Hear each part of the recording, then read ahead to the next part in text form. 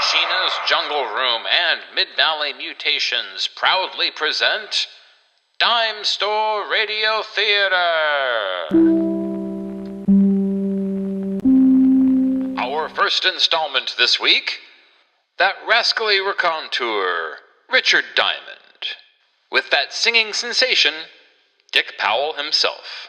In this week's story, the Mary Bellman case.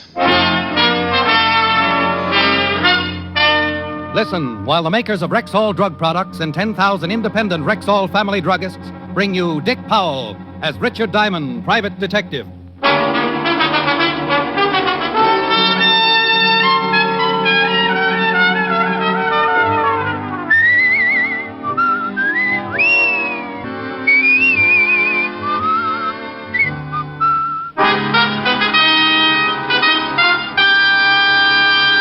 Now, your Rexall family druggist brings you transcribed another exciting half hour with Richard Diamond, private detective, starring Dick Powell.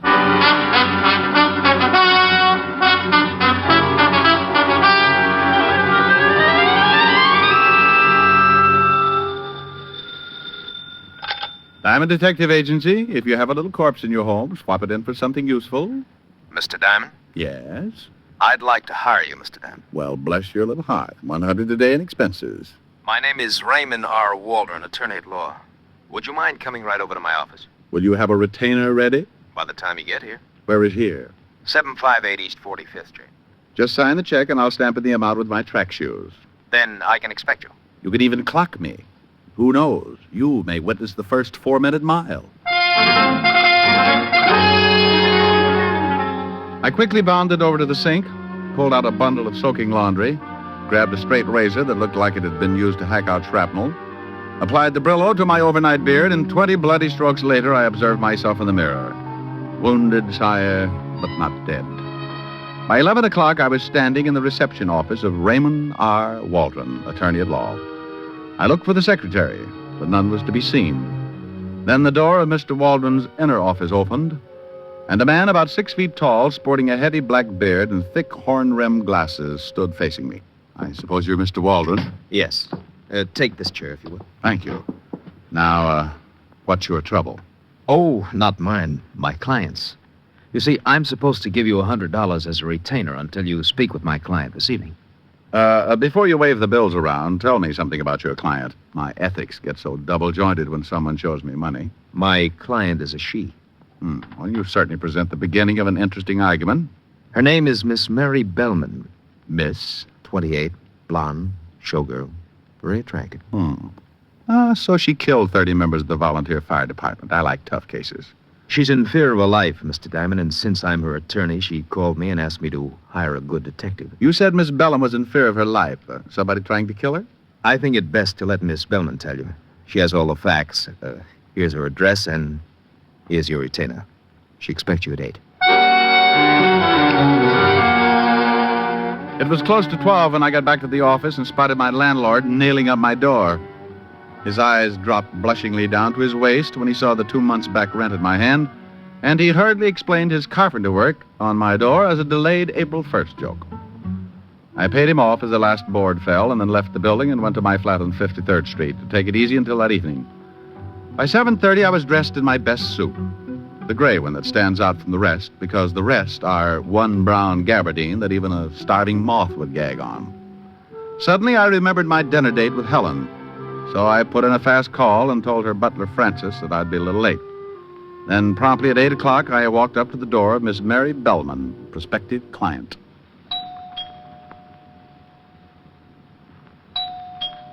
Yeah? Who is it? Richard Diamond. Oh. Come in. Have you got it? Well, I don't know. Got what? Look, how about the envelope, huh? Envelope? John said it would be in an envelope, but if you don't have it in an envelope, just kindly give it to me. Then I'll fix us a drink. Oh, maybe you better fix the drink first. This is some kind of a joke. Oh, What's the matter? what are you doing here? Who? Oh!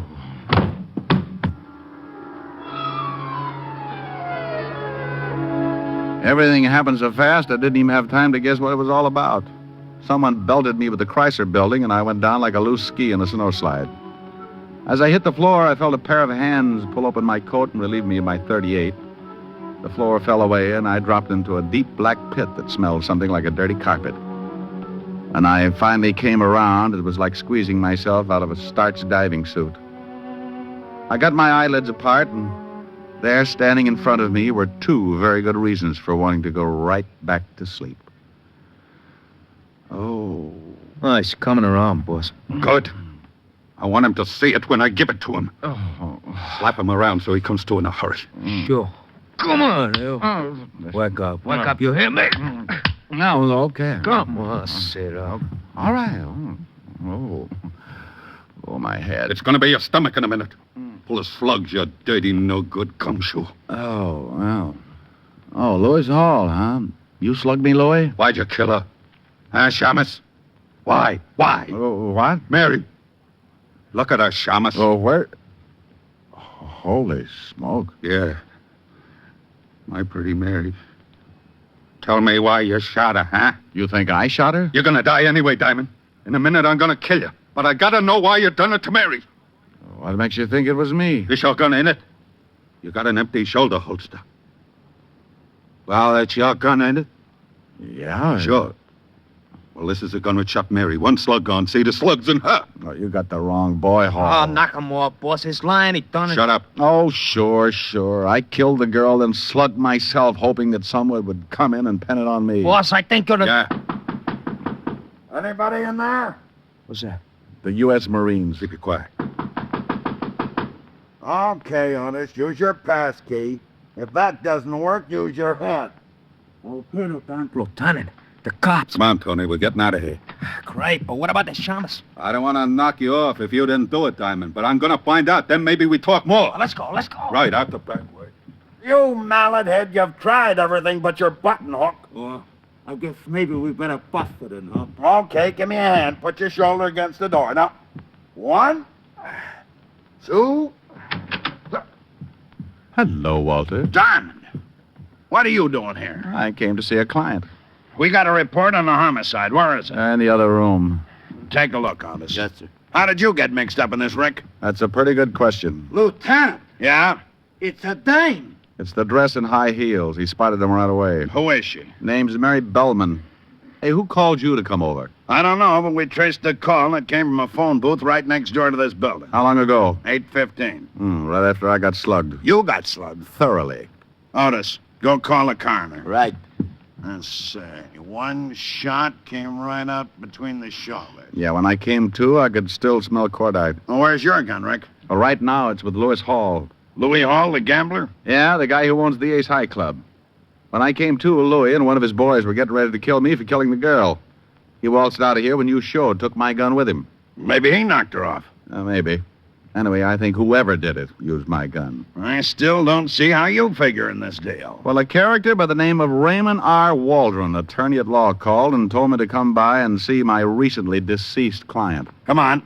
Let's see what we can find out about a Mr. Raymond R. Waldron, attorney at law. Well, I was in it up to my earlobes again. Walt had Otis put out a pickup on Louis Hall in his torpedo. Then we climbed in the squad car and headed for the offices of Raymond Waldron. On the way over, I told Walt what had transpired since that morning. 1, Waldron hiring me for Miss Bellman, saying he represented her. 2, seeing Mary Bellman in the strange way she had greeted me, as if she expected me to have an envelope for her. We got to the building, found the night watchman, went in, and in 2 minutes we were standing in front of the door marked 402. Isn't there usually a name on the door of an attorney's office? Usually. Maybe that's why I saw it there this afternoon. Oh, let us in, will you, Pop? Sure, boy, but there ain't nothing to see. We know Mr. Waldron's not in, but we want to look around. Sure, boy. Look as much as you like. Reception room, boy. Where's the furniture? Pretty dull looking, huh, boy? What about the inner office? No sense going in there. It's as naked as this. Well, It was all here this afternoon. was there someone in this office this afternoon, Pop? You think the boy's lying? Sure, like he said, some lawyer fella. Had all the furniture moved out, run out on a week's rent, too. Landlord's in an oxygen tent.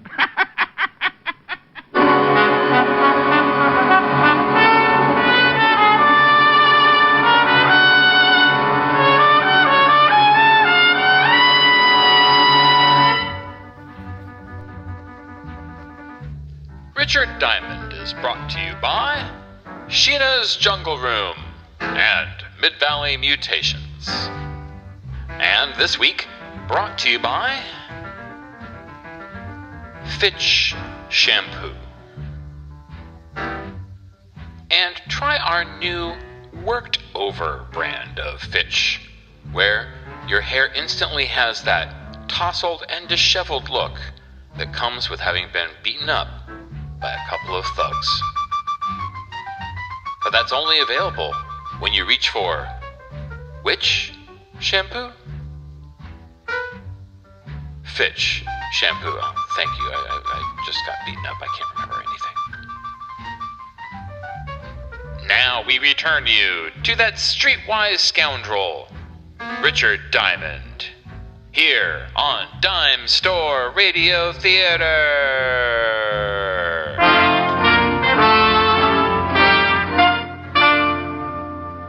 And now, back to tonight's adventure with Richard Diamond, Private Detective, starring Dick Powell. Well, Mr. Raymond R. Waldron had skipped, furniture and all. We thanked Pop, went downstairs, climbed into the squad car, and Walt checked in with the precinct. He put a tracer out on Waldron and learned that Lewis Hall and his henchmen were yet to be found. The coroner's report of the dead girl, Mary Bellman, confirmed the obvious, death by a .38, the slug having been found in the wall. Ballistics had a full report and were waiting for the gun to show up. It was 6-2 and even that Louis Hall still had it and that it was mine. On the way over to Hall's nightclub, Walt told me that Hall had been going with a girl named Willis, Jean Willis. And he was a little surprised when I told him of Hall's recent interest in the late Mary Bellman. It seemed that Jean Willis and Louis had been an item for nearly a year. In fact, she was working as a headliner in his nightclub.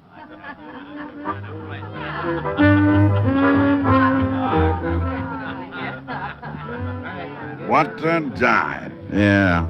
Better not leave the doors open too long. The smoke will run out and the walls will fall in. I'm going to see what I can find out about Louis Hall, Rick. You want to try looking up Jean Willis? Meet you back at the bar. Rick, I'm on duty. Well, who said you got a drink? You've got on shoes, but you're not walking. Oh. A table, sir? No, thanks. Where can I find Jean Willis? Your friend? I might be. I'm afraid Miss Willis... Oh, my goodness. I dropped $10. So you did. Looks a little messy. I hate to see you dirty your hands, sir, so I just keep it and you can go wash up. Huh? Our washroom's right next to Miss Willis' dressing room.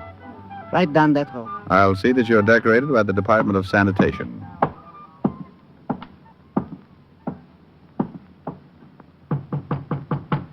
Who is it? Hey, who are you? Name's Diamond, honey. I'm a private detective. Good for you. I hope you're happy in your work. Now beat it. I'm looking for Lewis Hall. He's out. Down the street somewhere. Having your initials tattooed on the soles of his feet, no doubt. Look, wiseacre, blow or I'll yell and have a couple of boys show you the fastest way out of here. Honey, before you do, I think there's something you ought to know. Yeah? What? You open that pretty mouth of yours and you may end up swallowing a fist. Oh, yeah? You know a Mary Bellman? What? Know her? Yeah, she works here. She ain't showed up tonight. Something happened to her? What makes you say that? Wishful thinking. Oh. You used to be Louis Hall's girl, didn't you? Yeah, until she came along. Now, look, what is this? What's going on?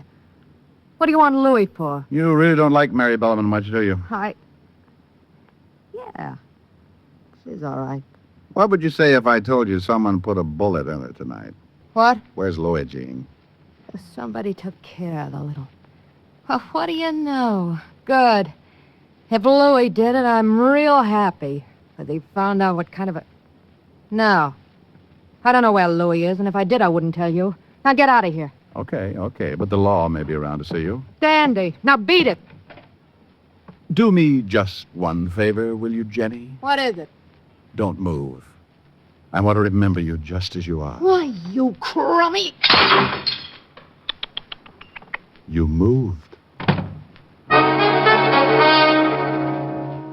Well, I went back to the bar just in time to see Walt look around the room like a shoplifter on bargain day. Then he slipped the bartender a bill and donned a stiff belt with the speed of an alcoholic 30 seconds before prohibition was to set in. Good evening, Lieutenant. That was a dirty trick. I just saw the girl got nothing but a fast shuffle. I couldn't find out anything about haulers. Boy, either. Now, get your breath and let's get back down to the station and think about this thing. Let's go.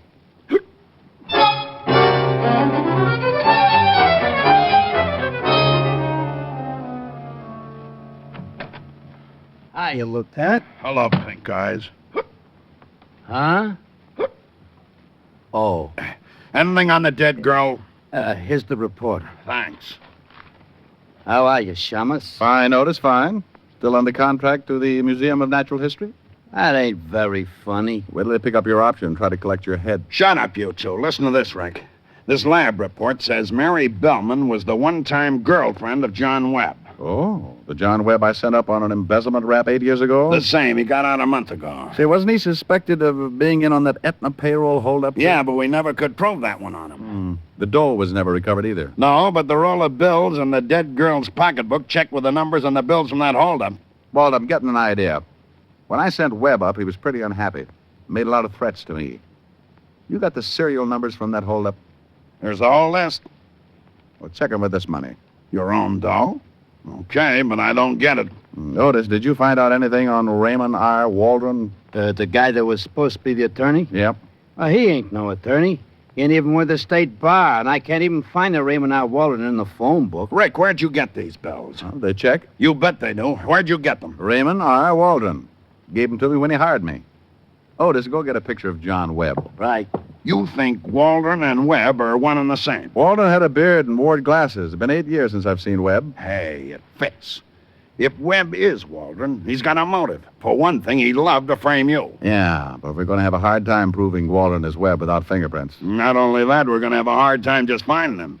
Here you are, Diamond. Thanks, Otis. Give me a heavy lead pencil, Walt. Right here. Get him. Some artist. Oh, shut up, Otis, shut up. Now, let's see. There's a beard. Put some glasses on him. Uh-huh. There you are. Well, Raymond R. Waldron. Or John Webb with glasses and a beard. I'll put out a general. Oh, wait a minute, Walt. I got an idea. Let's pull a real old stunt, huh? A real old stunt would be a cinch for us. Let the papers print a story that Mary Bellman is not dead. Webb must have made sure. Look, I didn't say that I was positive that Webb did the job. Louis Hall was standing with my gun in his hand. Gene Willis hated Mary Bellman for stealing her boy Louis, and we're loaded with suspects. Well, she did only have one bullet in her, and there is a possibility that she could have knocked herself off. Oh, stop sitting on your badge and call the papers. Say that Mary Bellman is in Bellevue in a serious condition. That due to an anonymous phone call, the police found her and rushed her to the hospital. I know, and she's expected to recover consciousness at any moment. Right. Otis, how would you look in a blonde wig? Huh? Come on, I'm going to put you to bed. Lieutenant!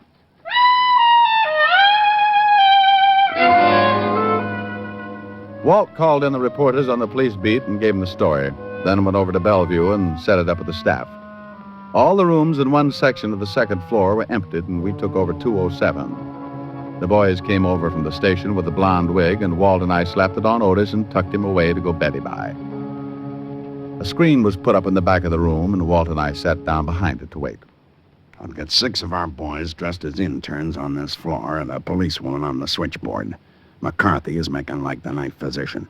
If anyone tries to see Mary... Bless her little heart. He's to show 'em up. Tell them they can't stay long. The minute anyone shows, they'll call us on... Oh, that might be it. Yeah? A girl, Lieutenant, nice looking, wearing a big mink and carrying a handbag. Right. Girl. Gene Willis. Might be. Be here in a second. Keep well behind this screen. You can only stay a minute. I'll be outside. Thank you, Doctor.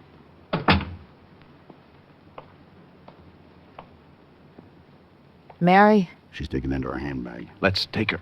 Let's have the bag, sister. Take your hands off of me. Hang on to her, Walt. What's the meaning of this? Ah, you always carry a gun, Jeannie? She was gonna kill me. Who's that? That ain't Mary. She was going to kill me, Lieutenant. Shut up, Otis, or I'll give her back the gun. You can't pin anything on me. I think we can, baby. Holy cow. More company.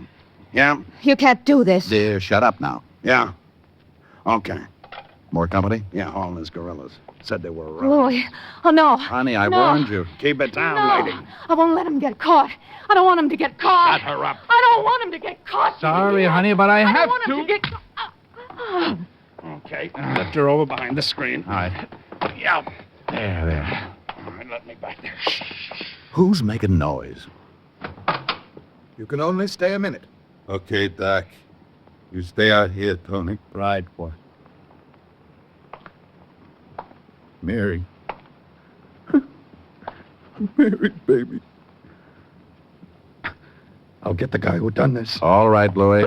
Who's there? The police, and you're covered. Okay. Try anything, and the guy in the bed will start shooting. The guy in the frame. Give me your gun. Then, Mary, she's... She's really dead, Louis. I guess maybe I wish too much. I ain't smart. Here's your gun, Shamus. You had the right gun, all right, but the wrong boy. Here, Walt, give it the ballistics. We got Jean Willis over behind that screen. She came up here with some crazy idea of protecting you. Janie, she think I done it. Yeah, the crazy kid, she ain't got no... It's getting crowded. Yeah? What's going on? Trying to run down a killer, Louis. Okay. A guy just came in. Wearing a beard? No, he asked what room Mary Bellman was in and then left some flowers, walked out. Oh, we better get that girl out of here. Get her out in the hall. All right. Come on, honey. Louis. Hey, Louis, I didn't mean to. I'll give you a hand, Lieutenant. Hey, Lieutenant, the fire escape. Somebody out there. Louis, I only wanted to help you. Quiet. Don't move, anybody. Maybe without the light, he won't see us.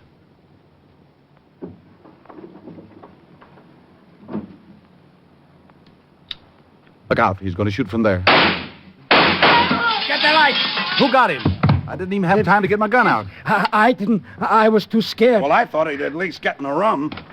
Lieutenant, you okay? Yeah, keep everybody out of here. Where'd you get the other gun, Louis? I only give you yours. Remember, Shamus? Let's have that one, Louis. I done what I said I was gonna do. I don't know who the guy is, but I guess he's the one that killed Mary. Can you see the guy, Rick? Is it Webb? Yep. Alias Raymond R. Waldron, attorney at law and very dead.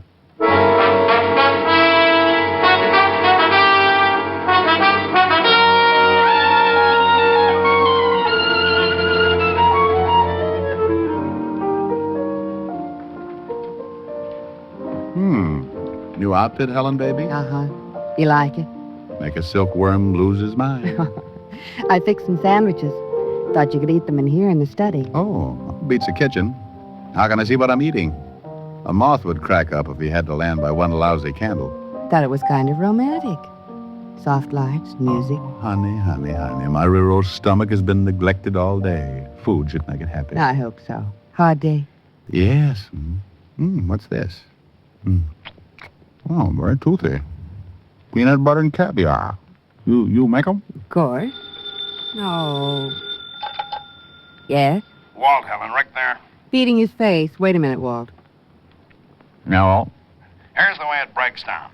Waldron or Webb decided to kill 3 birds with one stone. Oh, the big pig. He wanted you for sending him up. He wanted Mary Bellman because she was blackmailing him. Seems she threatened to tell the police that he was the one who got that payroll. Oh, that's why she asked for an envelope. She thought I was bringing the payoff. Yeah. Well, Louis Hall was the 3rd bird. For stealing Webb's girl while he was doing time. That's it. You've been a living doll. What are you eating? I think this one's cheese and liverwurst. How are you going to sing? I hadn't thought about it. Me. You'll never make it. Don't bet on it. I will bet on it, a double sawbuck. I know you haven't got it, but you're on. Hoop-de-doo, hoop-de-doo. I hear a polka and my troubles are through. Hoop-de-doo, hoop-de-dee. This kind of music is like heaven to me. Hoop-de-doo, hoop-de-doo. It's got me higher than a kite. Hand me down my soup and fish, I am gonna get my wish. Hoop-de-doing it tonight. When there's a trombone playing, I get a thrill, I always will. When there's a concertina, I always smile, 'cause that's my style. When there's a fiddle in the middle and it really is a riddle, plays the tune so sweet that I could die. Lead me to the floor and hear me yell for more, 'cause I'm a hoop-de-doing kind of guy. Hoop-de-doo, hoop-de-doo, I hear a polka and my troubles are through. Hoop-de-doo, hoop-de-dee, this kind of music is like heaven to me. Hoop-de-doo, hoop-de-doo, it's got me higher than a kite. Hand me down my soup and fish, I am gonna get my wish. Hoop-de-dooing it tonight. Honey, go to that phone. All right, Fatty, what do you got to say now? Didn't think I could sing with a mouthful of liverwurst. It was worth the 20. I bet you feel awful. No, but I'm sure glad I wasn't eating spaghetti. Why? Well, I strained so much on that last note, I would have knitted a T-shirt for my tonsils.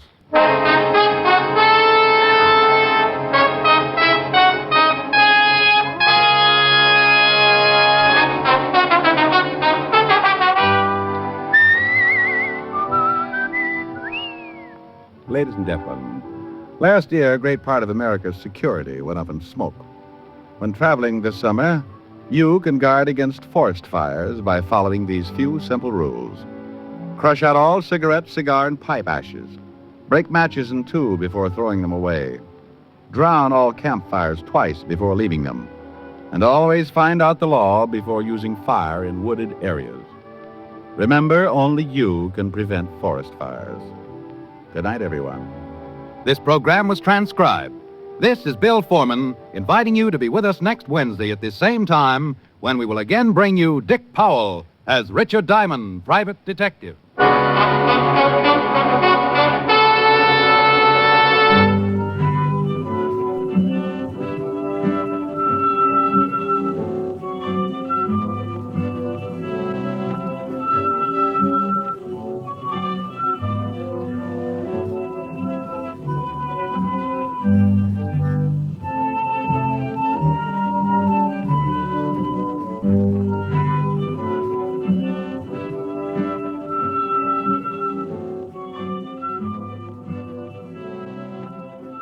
For our second installment this week, The Adventures of Rocky Jordan, with Jack Moyles as Rocky Jordan himself, and Jay Novello as Sam Sabaya.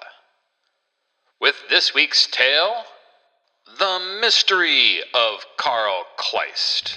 Now, Del Monte Foods brings you a world of adventure with Rocky Jordan.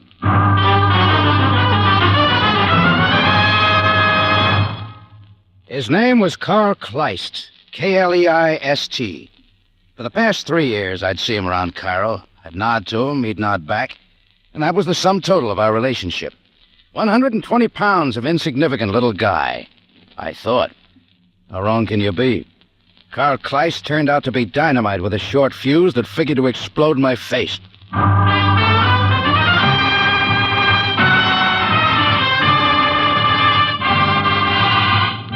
Del Monte, the brand you trust for flavor in so many good foods. Yes, Del Monte, the best-liked brand of canned fruits and vegetables in the whole wide world, takes you now to the Café Tambourine in Cairo, gateway to the ancient East, where modern adventure and intrigue unfold against a backdrop of antiquity. Tonight's Rocky Jordan story, The Mystery of Carl Kleist.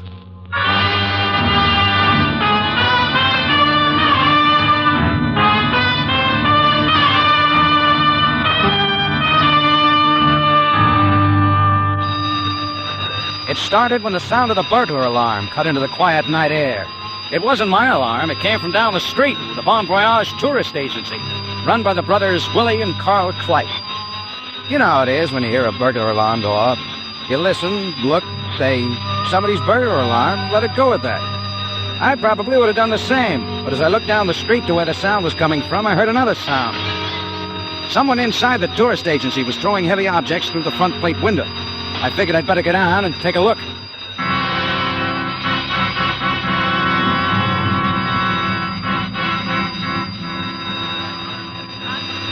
When I got there, a small crowd had already gathered.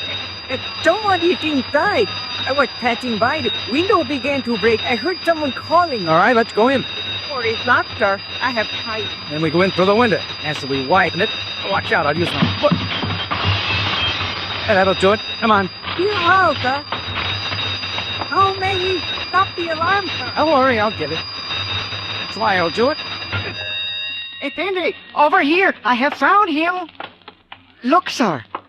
Willie Kleist. He has been knifed. So I see. Willie, it's Jordan, the tambourine, down the street. He is still alive. How is it possible for him to be alive with such a large knife in him? Ah, shut up. I'm truly amazed. Tell Carl. Tell Carl they have come. Who has come, Willie? Who knifed you? They have come. Zell. Tell Carl to hide. Zell. What has happened, sir? Has she died? Yeah. I knew it would be so. He could not live with such a large knife in him. You better stick around, Smiley. There are going to be some questions. I'll call the police.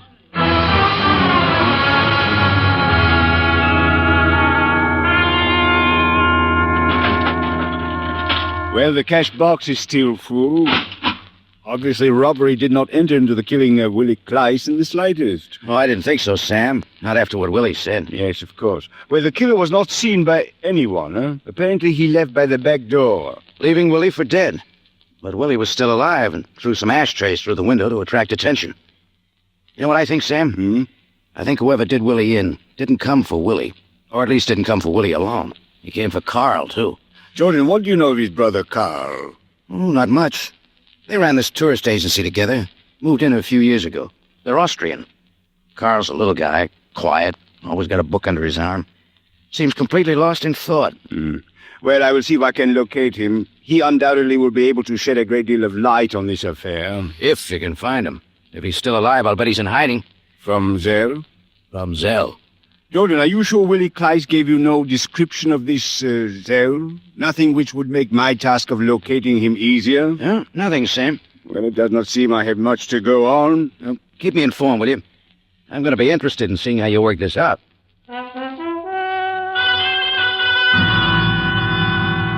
Sophia went to work, and I went back to the tambourine, putting the affair of the murder of Willie Kleist in the back of my mind.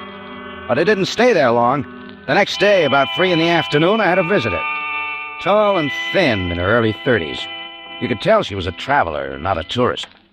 Mr. Jordan? Yes, I was wondering if I could speak to you for a moment. you can. My name is Ilza Altman. I travel for the Continental Hotel chain. I happen to be in Cairo on my way to Algiers, and I read in the paper this morning of the death of Willie Kleist. I see. The paper said that you were the one who discovered the... well, anyway, that is why I am here. This is the Willie Kleist who has a brother named Charles. Yes, Carl? Miss Altman. Carl, that's the one. I see. Well, Mr. Jordan, can you tell me where I might find this Carl? I'm sorry, I don't know. The police are looking for him, too. Captain Zabaya, the paper said. He is in charge? Yes, you might go see him. If anyone would know where Carl Kleist is, if he isn't dead, Sabaya would. Is there a possibility Carl, too, might be dead? You should know anything's possible. Why are you so interested in Carl? A personal matter. It always is. You know him well? I did know him well. At one time we were going to be married. Oh, I see. Now, our plans were changed, as plans like these often are. I would like to see him again, however. Tell me something, Miss Altman. Did you ever hear Carl mention anyone named Zell? Z-E-L-L? Anyone? No, I do not believe so. Are you sure? Well, it is hard to be sure. After all, I have not seen Carl in some time, and I do not remember everything he said to me. You better go see Captain Sabaya. You can probably help each other. I'll phone him and tell him you're on your way. I gave her the address of Central Police Headquarters and walked her to the front door. She thanked me and was on her way, walking south from the Tambourine. That's when I noticed the guy in the white linen suit. He was tailing Ilsa Altman, and it didn't look right. On the corner, she caught a cab, and Big Boy went for a cab of his own. I went for him and got there just as he was opening the back door. I stepped in close to keep him from moving into the cab. Hey, you got a match, mister? What? A match. I need a light. Get out of the way. It's not fair tailing Ilsa Altman. She may already have a boyfriend. But do you work for Zell? I said get out of the way. His big hand reached up and grabbed me by the coat. I started to swing. I was pressed up close to the cab and couldn't get up much power.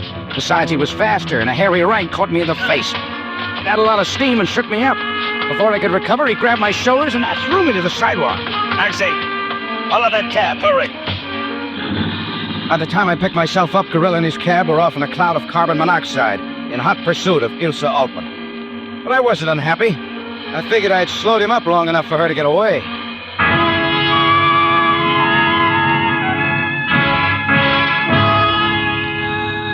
When I got back to my office, the phone... Jordan speaking. Jordan, this is Sam Sabayo. Oh, I was just going to call you, Sam. That was a girl. Jordan, I am called to issue you instructions. Instruction? You are to disengage yourself from any concern with the Kleist affair. What? What I say is quite clear. I don't get it. What's up? Nothing you need know, Jordan. Just heed my word. You are to have nothing to do with the affair. As a matter of fact, you might do well to forget the murder of Willie Kleist and even act as though you have never heard of a man named Carl Kleist. That is all, Jordan. Goodbye. Well, why, Sam? What's all this mystery about Carl Jordan, Kleist? it is impossible for me to answer that question because it is impossible for you to ask it. Remember, you have never even heard of a man named Carl Kleist. Goodbye, Jordan. Sam. Jordan, this is not what you think it is. Heed my warning or there shall be trouble.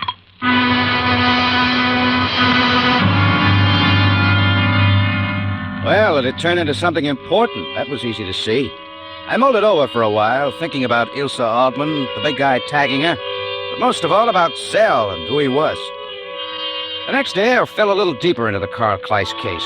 I was walking down the Sharia El Mumar on my way to the barber when I heard a voice. Jordan B. It was Yusef, an Egyptian shoeshine boy who worked the streets around the Tambourine.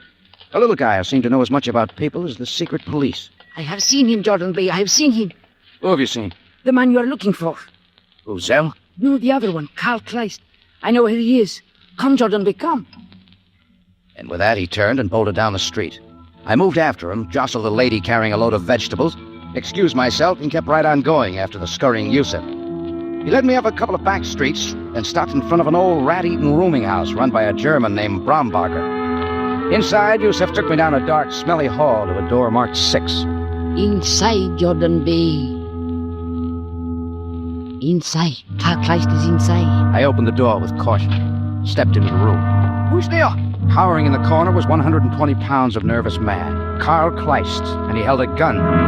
Go away. Go away. Carl, it's me, Jordan. Go away. Go away. Carl, the police are looking for you. They'll give you protection. Now, come on with me. Go away. He started to empty the gun in my direction.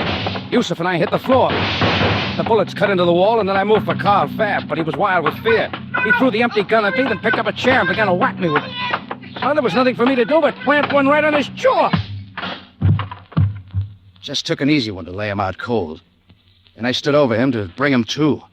I opened his shirt. The first thing I saw tattooed on his chest was a 4-letter word. Z-E-L-L. Zell. There it was again, and as big a mystery as ever.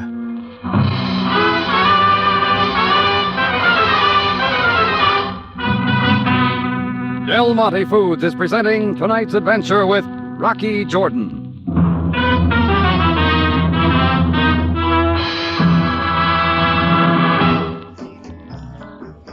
Sheena's Jungle Room and Mid-Valley Mutations have been bringing you The Adventures of Rocky Jordan with that charismatic cafe owner himself, Jack Moyles. And this week, brought to you by Del Monte brand tomato products. Dad likes them, and Mom likes them, and even Brad and Tom like them. And that means Del Monte brand tomato-based products are perfect for everyone in the family. Even that weird cousin no one likes talking about. I mean, what's up with them? Whose part of the family are they from, exactly? I really hope they like tomatoes. Or, however you say family reunion.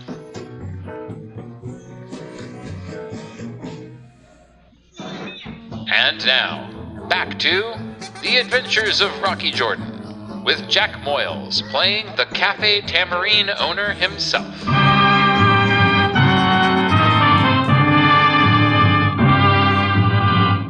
And now we take you back to Cairo and tonight's Rocky Jordan story, The Mystery of Karl Kleist.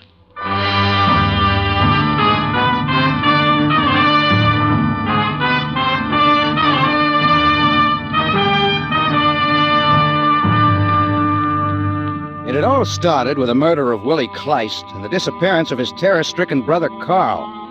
Mixed in someplace were Karl's former fiancée, Ilse Altman, and a big guy in a white linen suit.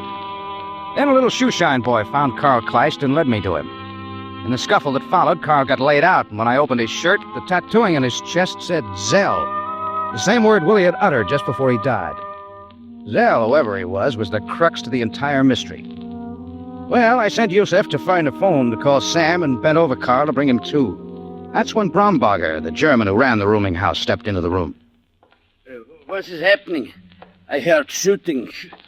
Oh, what is the matter with Karl? Nothing, some cold water won't fix. Here, help me get him on the bed, huh? Yeah, sure. On the bed now. I guess I tapped him a little harder than I realized. The water now, huh? What is this on Karl's chest? Dale? Does it mean anything to you? Huh. Peculiar anyone should tattoo such a thing on a chest? I get about the night. Hey, just a minute. Who is Zell? Oh, Zell is not somebody. Zell is a place. Lake Zell. Zell is a lake in Austria. I've been there once or twice. Now I get about it.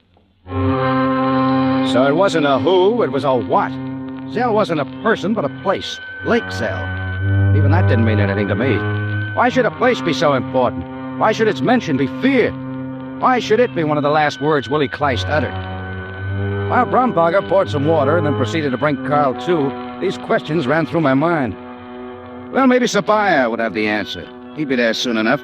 But as it turned out, somebody beat him to it. Well, Mr. Jordan, you were not able to help me before, but you certainly have helped me now. Ilse Altman, and she held a .32. Standing alongside of her were two friends, a couple of muscular white turbaned Bedouin tribesmen with knives in their belts.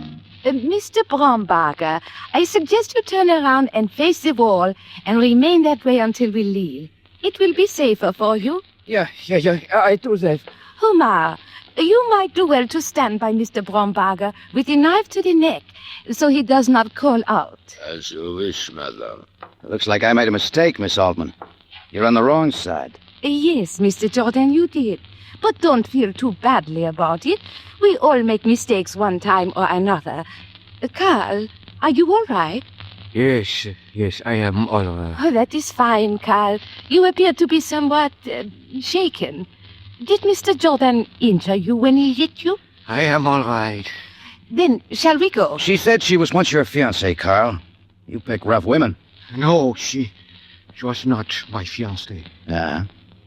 Well, if you'd have given me a little more time, Miss Altman, I'd have probably figured it out. I'd have remembered you didn't crack when I said the police and I thought Zell was a person. You've been around. You'd be sure to know it was a lake in Austria. What's it mean? Mr. Jordan, why do you not realize that the less you know of this affair, the more secure your life is? Turn to the wall, too, like the good Mr. Brombacher, and in a moment Karl Kleist and I will leave, and you need never let the thought of either of us cross your mind again. Well, you won't get far. I sent a shoeshine boy out to phone Captain Sabaya some time ago. The police are probably outside now. Not likely, Mr. Jordan. The boy did not reach a telephone.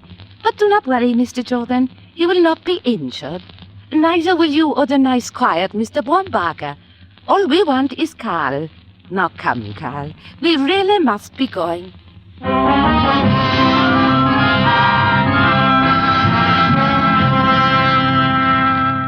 Jordan, I told you distinctly upon the telephone that you were to disengage yourself completely from the Kleist affair. Sam, I'm telling you, I didn't have any choice. When Yosef told you he knew where Karl Kleist was, you should not have gone with him. You should have come instead to me. There wasn't time. Yusuf was off like a streak. I had all I could do to follow him, let alone get in touch with you. Oh, well, yes, I suppose you had no other course. You will have to excuse my manner. It is that I am quite upset about the fact that Miss Altman now has Karl. What's it all about, Sam? What's the big mystery? What's this Zell business? The Zell business. Come with me into the other room, Jordan. There's someone there I think you might as well now meet. Mr. White Linen Suit? Yes, Mr. White Linen Suit. Jordan, this is Mr. Frank Sante of the American Federal Bureau of Investigation. Oh. Looks like I got in the way of the wrong person. Yes, I'm afraid you did, Mr. Jordan. I guess it's my day for making mistakes. I'm sorry. Well, that's nice, but it's not enough. You sure fouled the works. Because of you, Ilsa Altman escaped me. She's a smart woman, Jordan, and a vicious one. She had Willie Kleist killed, and it's a good bet she'll do the same to Karl. Why? Why? Because of Lake Zell in Austria and what it means. Sit down, Jordan. You might as well know. Story goes like this. In early 1945, when Allied troops were surging into Germany, there was a group of German scientists and aeronautical engineers working in a hideaway in the Bavarian Alps. They were at work on a project called Incian, a highly secretive and a highly important project. Incian was a pilotless plane that could rise 40,000 feet a minute. It carried a 1,000-pound warhead, which exploded on contact. An extremely advanced type weapon. Oh, I'm still listening. 20 such planes were constructed, but by then it was quite apparent to the Germans that the war was lost. And a special courier arrived at the Bavarian hideaway with orders from Hitler. The Incians were to be destroyed.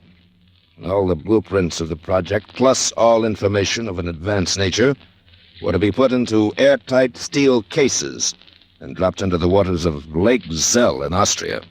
And so the story goes, Jordan.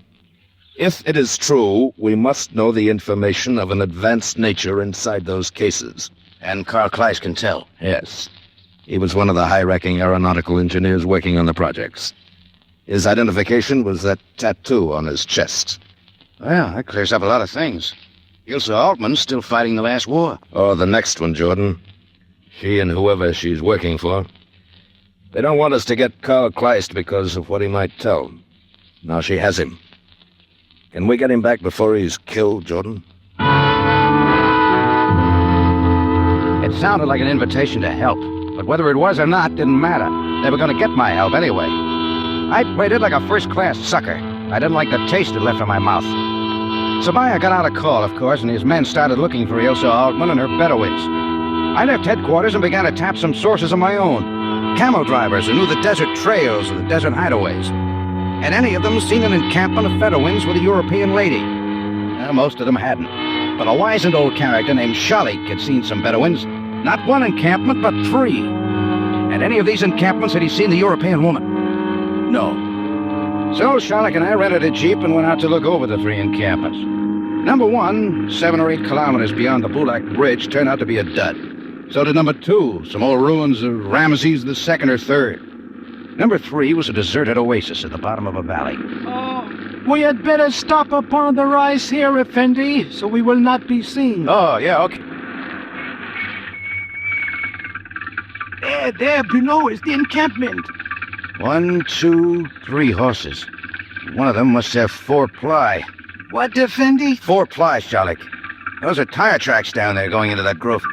Yes, so they are, Effendi. Well, this could be it. I'm going down and find out. Shalik, there's a big date farm a couple of kilometers back. Drive down and phone Sabaya. Tell him where I am. And tell him I'd like to see him very much with a half a dozen or so of his best men. Just in case. Well, I moved carefully through the sand, keeping in the shadows of the dunes. It was slow going. Sand was loose, and I didn't want to start a slide for fear one of the Bedouins would see it and wonder about the movement. Slowly, I inched my way closer, the object being to get near enough to the encampment to get a look at the faces of the Bedouins sitting cross-legged outside of a tent. It was Humar's face, the face of Ilsa Altman's number 1 boy I wanted to see. Then I'd know and it'd beat it back up the rise and wait for Sam. Oh, and I saw it all right. He was one of the three men sitting there. But as I saw him, he saw me. He yelled at his men. I turned and ran up the rise, but it was Russ going, my feet sinking ankle deep in the sand. They had it much easier. Humar and his men came after me on horses. I kept on going, but they got closer. In the moment, they were on me. Humar leaned down from the saddle, raised a heavy fist, and threw it with all his might into the back of my neck.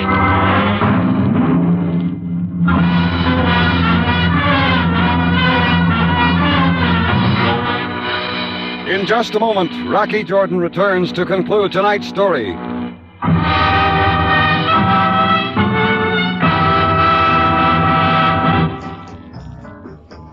Sheena's Jungle Room and Mid-Valley Mutations have been bringing you The Adventures of Rocky Jordan with that charismatic cafe owner himself, Jack Moyles. And this week, brought to you by Del Monte brand tomato products. And we're here to tell you about new birthday traditions that we'd love to see in everyone's house and home. A tomato upside-down cake is not only the most economical way to help celebrate a birthday, but comes with incredible flavors and tastes you just won't find in any other birthday cake. You'll have all the neighborhood children chanting, "Tomato, tomato, tomato," before you know it. And if that does happen, please call the local pest control in your area. They're good at handling this sort of thing.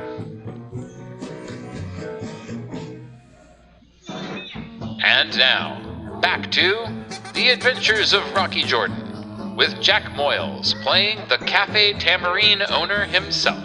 Now, back to Rocky Jordan for the conclusion of tonight's story.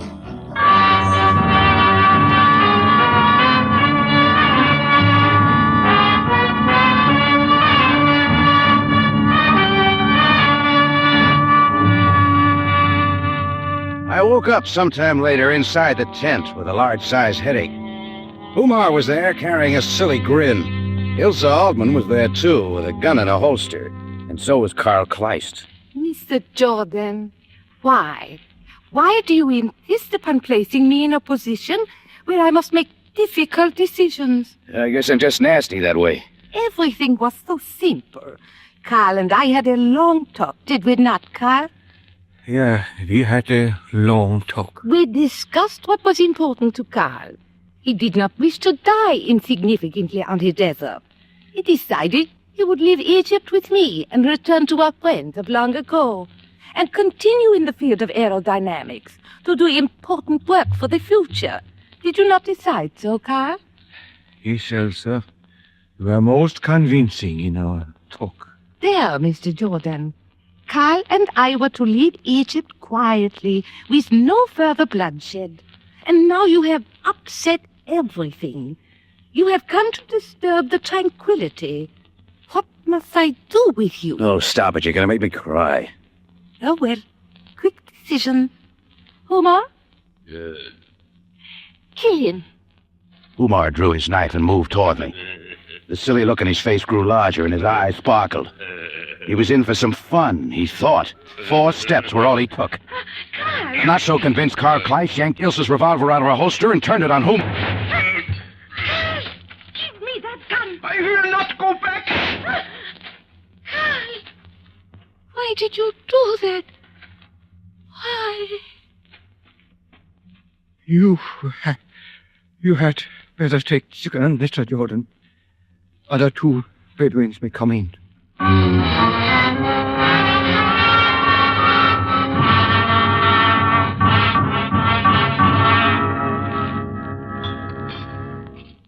More coffee, Jordan? Oh, no thanks, Sam. I've had my fill. Well, I will have a little more. Well, the affair of Carl Price is at last at its end. Mr. Sandy will take him to the United States in the morning.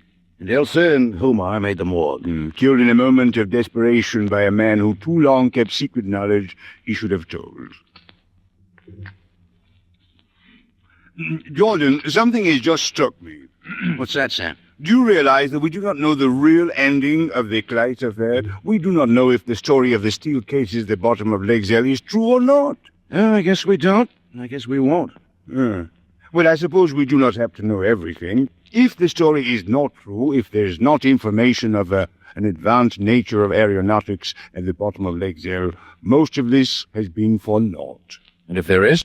Then I'm quite sure your American government will be able to get it from Karl Kleist. And all of this has not been for naught. And you like to know which is true for sure. Oh, well, Jordan, you cannot blame me for being curious. What you got there? A coin, Jordan. Observe. Heads, it is true. Tails, it is false. Heads or tails? Well, what could a coin tell? More coffee, Jordan? Heads or tails, Sam? Neither. It fell in a crack and is standing on its side.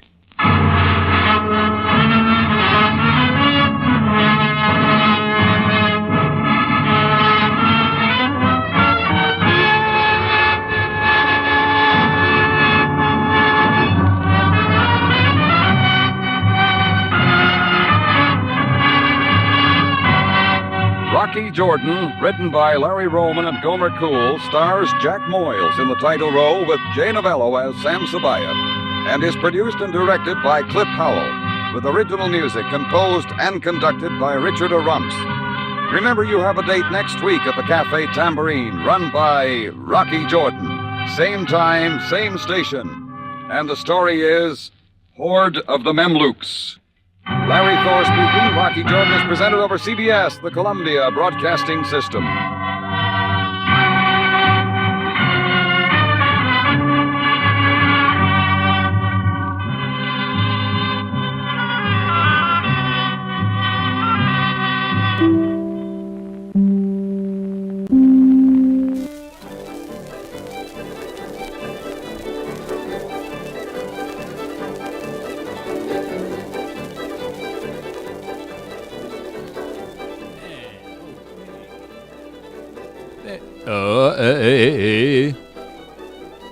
Check.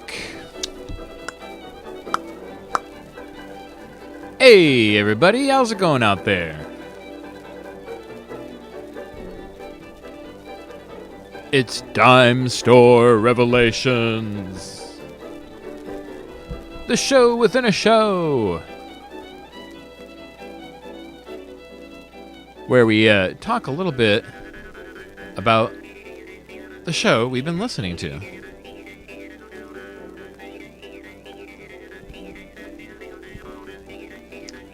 And we got a pretty good crowd tonight, actually. A lot of folks having a good time, enjoying our program. Certainly having a good time all around. As we listen to a little more of our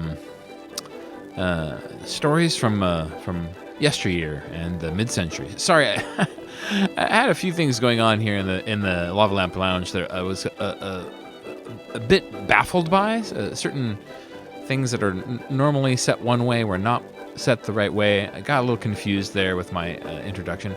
I apologize. Now I am in full attentive mode. This is what happens when you do live radio. Sometimes it's very live.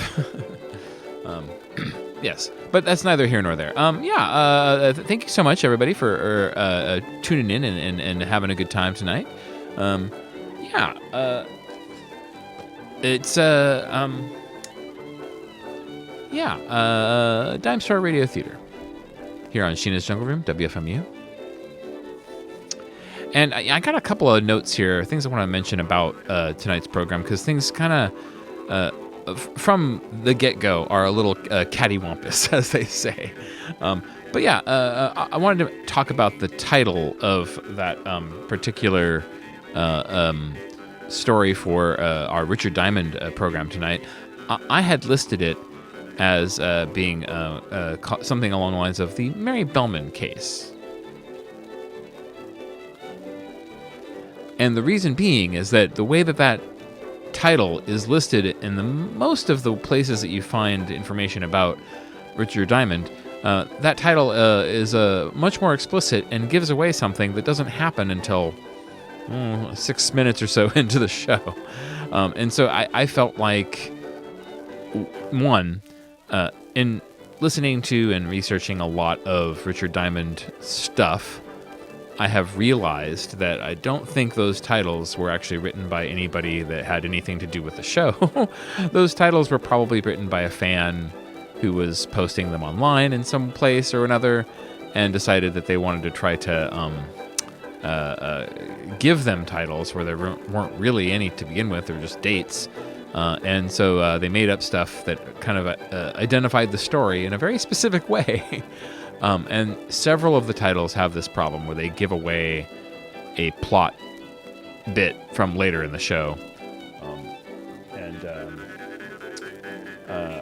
I just don't think that there's a I just don't think those titles are actually correct. So I have decided, in cases where the listed title for Richard Diamond, when I find them in various different online archives, I decided to not use those in the case where they give away the story. I hope that makes sense. I hope that doesn't seem weird. I mean, I do enough fiddling and whatnot with the shows to kind of present them to you as best as I can. So I don't think that's the problem. But yeah, I felt like I should say something.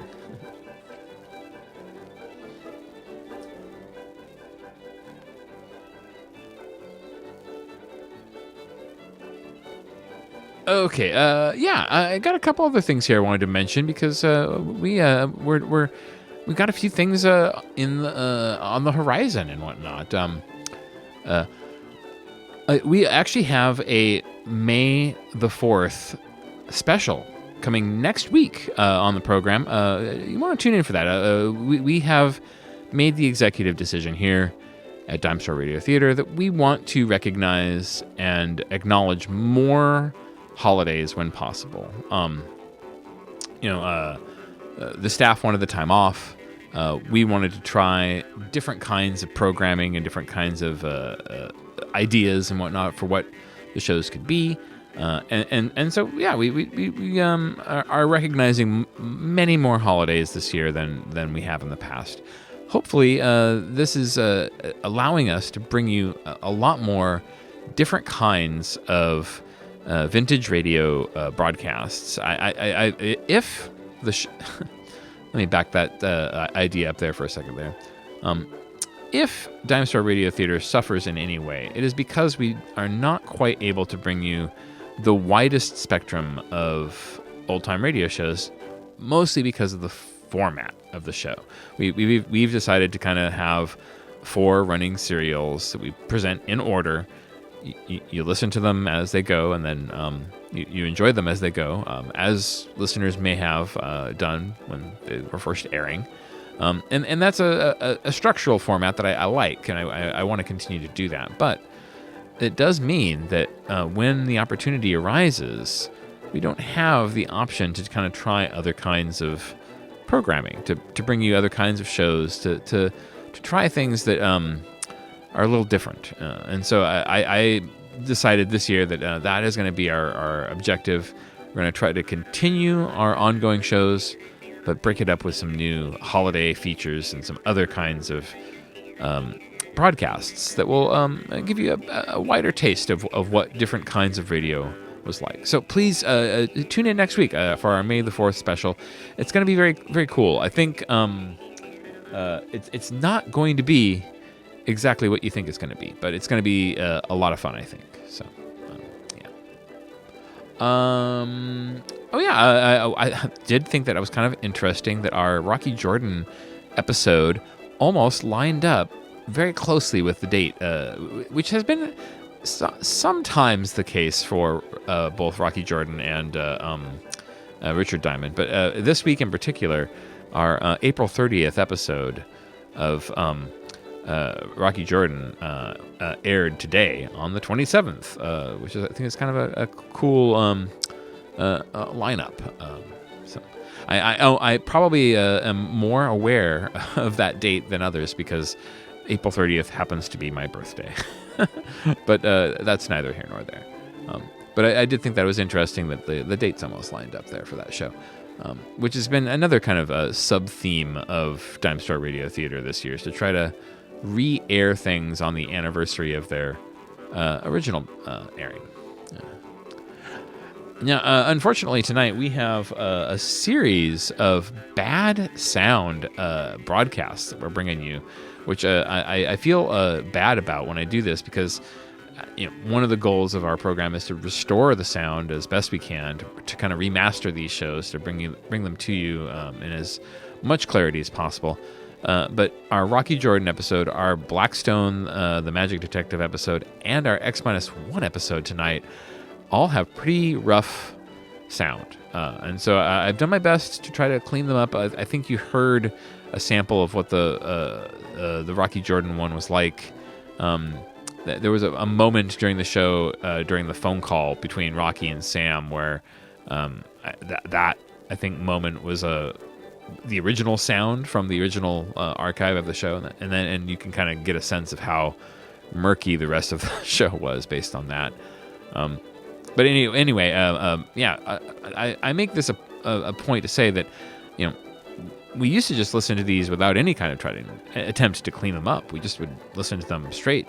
When I started this show, I didn't actually do any restoration or remastering, which, some people think I probably shouldn't do any of the restoration and remastering. I have one criticism I have gotten is that, why don't you just play them the way they were and leave it at that? And certainly that is still possible for people who like this kind of thing. It's not like the archived versions of these shows are going to disappear after I tinker with them. But I thought it would be nice to try to have a little fun with presentation, and that is what we do here. Anyway. Let's see. What else did I want to discuss? Yes. And on the subject of sound quality and whatnot, I should mention that we are presenting an episode of the X-1 show, and their choice for this particular point in the run was a re-airing of the story The Old Die Rich, which we have heard on the show before, a while back. So this is a re-airing of it. The official archived version of the re-aired story has pretty rough sound, unfortunately. And not only that, but the beginning of the show is kind of mangled, and so it's missing about 30 to 45 seconds of the introduction to the program. So I cobbled together a complete version of that introduction so that you can hear the full theme intro and all that. And then I've done my best to kind of clean up the sound, but there's actually a perfectly clean version of this story in our archives if you're curious to hear a much higher quality sounding version of it. The Old Die Rich.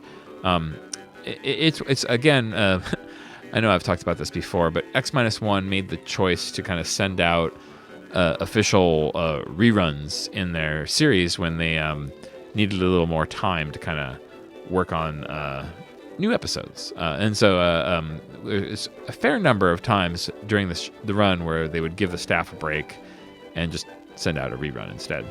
I have decided, since those are kind of part of the official canon, quote unquote, of the show, that I would rerun them too in the way that they did. So that is why we keep hearing these repeats from X-1 here and there. But I only do that because there is a limited number. We're going to run out of X-1 this year, actually. So please, if you enjoy this program, if you like that sci-fi story kind of closure that I cap every episode with, really savor these, because we're getting down to the wire. I think I am going to do a little fun, probably starting next year, because I think X-1 runs out almost right up to the holiday season, and then we're into holiday stuff. But I think I might do a little bit of a best of X-1 where I'll let listeners vote on the stories and episodes that they liked the most, and then we can actually kind of listen to those again. I might keep it at the 5 best. X-1 or Dimension X episodes. So start thinking about that. What would you like us to do for that? Yeah. Well, we should probably get into the back end of the show here because I don't want to talk your ears off too much. But we are continuing as part of our Dimestore Revelations section of the show, our documentary series, The Century. And I think this is part 3 of that documentary. And this is going to run for quite some time, so I hope you guys are appreciating it. It's a little more history and a little less radio-centric than I would like, but I might have exhausted as many radio documentaries as I can, and so we're kind of spreading into other territory here and there, which I appreciate. So it's time for our documentary feature, Blackstone the Magic Detective, and X-1 here to close out the show. What can I say? You guys are wonderful. You guys are beautiful. And without you, there would be no program. Be seeing you.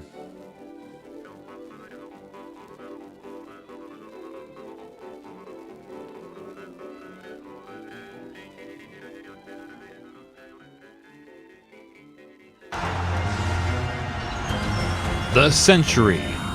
America's Time. An ABC News presentation. Part 3. My mother came by herself through Siberia. She got to the coast and got on a boat.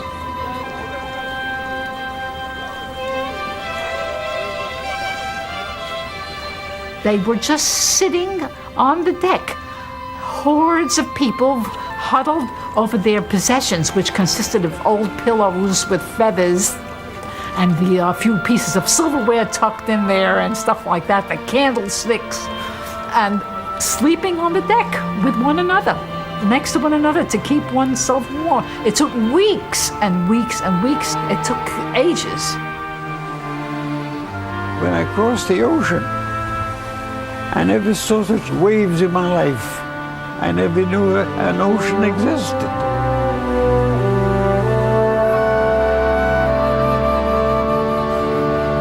Approaching the New York Harbor, the Statue of Liberty was there, and it gave me a free feeling of liberty, a feeling of a new nation, a feeling of a new hope for a beautiful life.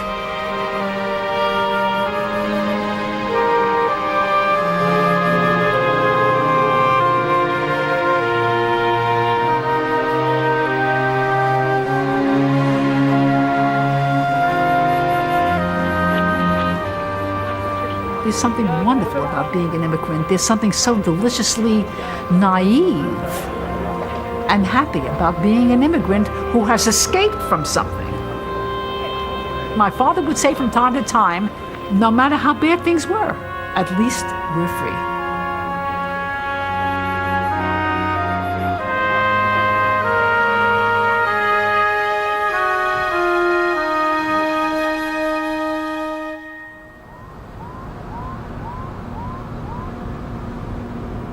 In Pittsburgh, Pennsylvania, it was said prosperity was measured by the thickness of the soot in the air.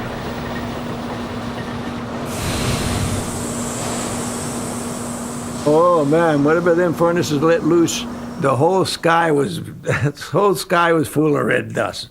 Full of red dust. If you had your wash out, you had your laundry out, it was too bad. You had to run outside and pull that laundry in because it would be covered in red dust. You would see them coal mines lit up from Greensburg all the way to Uniontown. It was wonderful to see it. Relentless production in Pittsburgh's steel mills, foundries, and coal mines attracted an enormous number of immigrants and poor whites and blacks from the rural South. It was their labor which fed the furnace of industrial America. You had to pick everything up. You had to move everything by hand. No lunch breaks of any kind. You worked and you had a sandwich in your hand. If you had to go to the restroom, boom, back right away. They timed you. Well, you get home at night, you couldn't lift your arms up. I remember this. Oh, I remember this distinctly. My father would come home and say to my mother, rub my arms a little bit, because they were picking up. There was no It was all mule work. I had two uncles that worked in the mill. It was dangerous. No safety precautions were in the mills. You could walk in the mill and see people with one arm, one leg. You had an accident in the mills almost every 2 days, but nobody did anything about it. There was no compensation for the injuries and death on the job, and it was almost impossible for workers in the early part of the century to organize. They tried to start a union, and of course they had the coal and iron police, they were called in those days. And they would bust a lot of heads, and a lot of murders were committed, and a lot of things that you daresn't say too much. If you worked in a mill, if your boss said something to you, that was it. That was the law. Industrial work involved 6 days a week, 12 to 16 hours a day. The daily wage, barely $2. Children, too, were made to work, 2 million of them across America, some as young as 4. They did not complain as adults tended to do. Employers liked to think of them as happy elves. E.L. Doctorow wrote about child labor in his novel of life in the early century, Ragtime. They were more agile than adults, but they tended in the latter hours of the day to lose a degree of efficiency. In the canneries and mills, these were the hours they were most likely to lose their fingers or have their hands mangled or their legs crushed. In the mines, they worked as sorters of coal and sometimes were smothered in the coal chutes. As a child, in the early part of the century, Pauline Newman worked 13-hour days in a New York garment sweatshop, the Triangle Shirtwaist Factory. We had a corner on the floor that resembled a kindergarten. You were not allowed to sing. We weren't allowed to talk to each other. The door was locked to keep us in. The locked doors would prove to be fatal. On March the 25th, 1911, fire broke out at the factory with an exit door locked on the 9th floor. Many workers jumped to their death.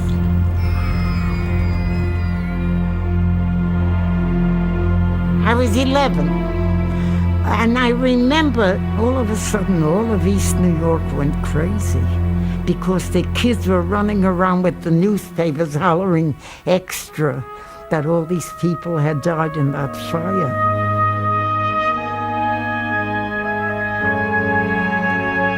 146 workers died. There were no sprinklers inside the factory then. There had never been a fire drill. The tragedy outraged a public that had become increasingly aware of both the underside of a prosperous nation and the need for reform. The great reform movement of this period is called progressivism. It's a belief in progress. It's a belief that we can make things better, that you can have a more just, more democratic society. The Century, America's Time, will return next week here on Dimestore Revelations. Tune in and follow the story. And now, for our third installment of the evening, we present Blackstone, the Magic Detective, with none other than Ed Jerome as the world's greatest living magician, Harry Blackstone. With this week's story, Murder on Stage.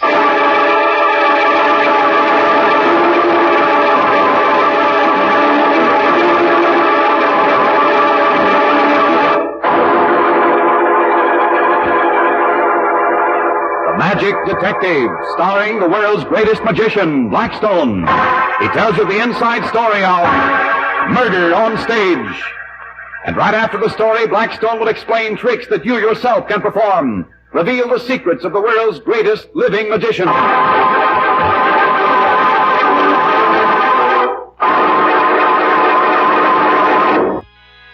When there's magic and mystery afoot, there's only one man who is nearly perfect for the case. Blackstone, the Magic Detective. Brought to you by Sheena's Jungle Room. a name you can trust in quality and entertainment. And by Mid-Valley Mutations. Radio the way Grandma used to make. Now, sit back and enjoy another incredible story with a trick afterwards that you can perform at home from none other than Blackstone, the Magic Detective.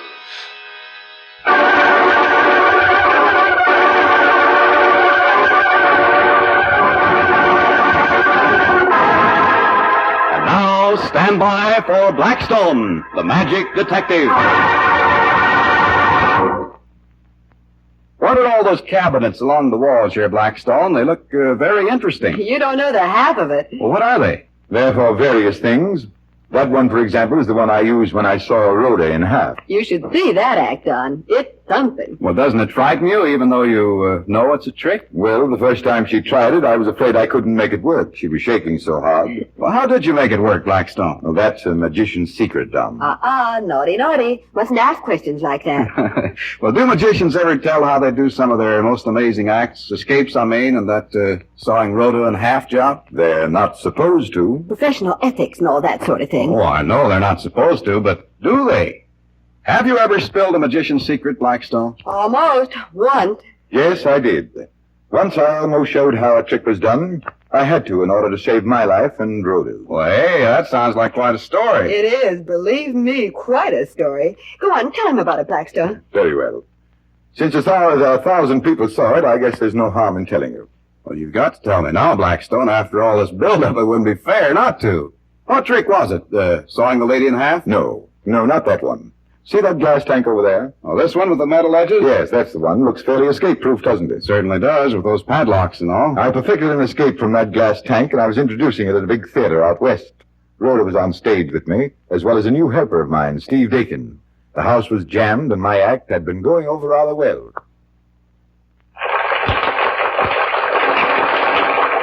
And now, ladies and gentlemen, I am going to show you a new and miraculous escape. This is the first time that a trick of this type has ever been shown on any stage. I thank you. Rhoda, Steve, will you wheel on the glass tank, please? Right away. Come on, Steve. Now, if you will bear with me for just a moment, ladies and gentlemen, there will be wheeled in front of you a glass tank.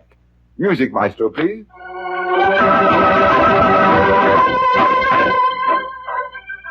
Here's the tank, Steve.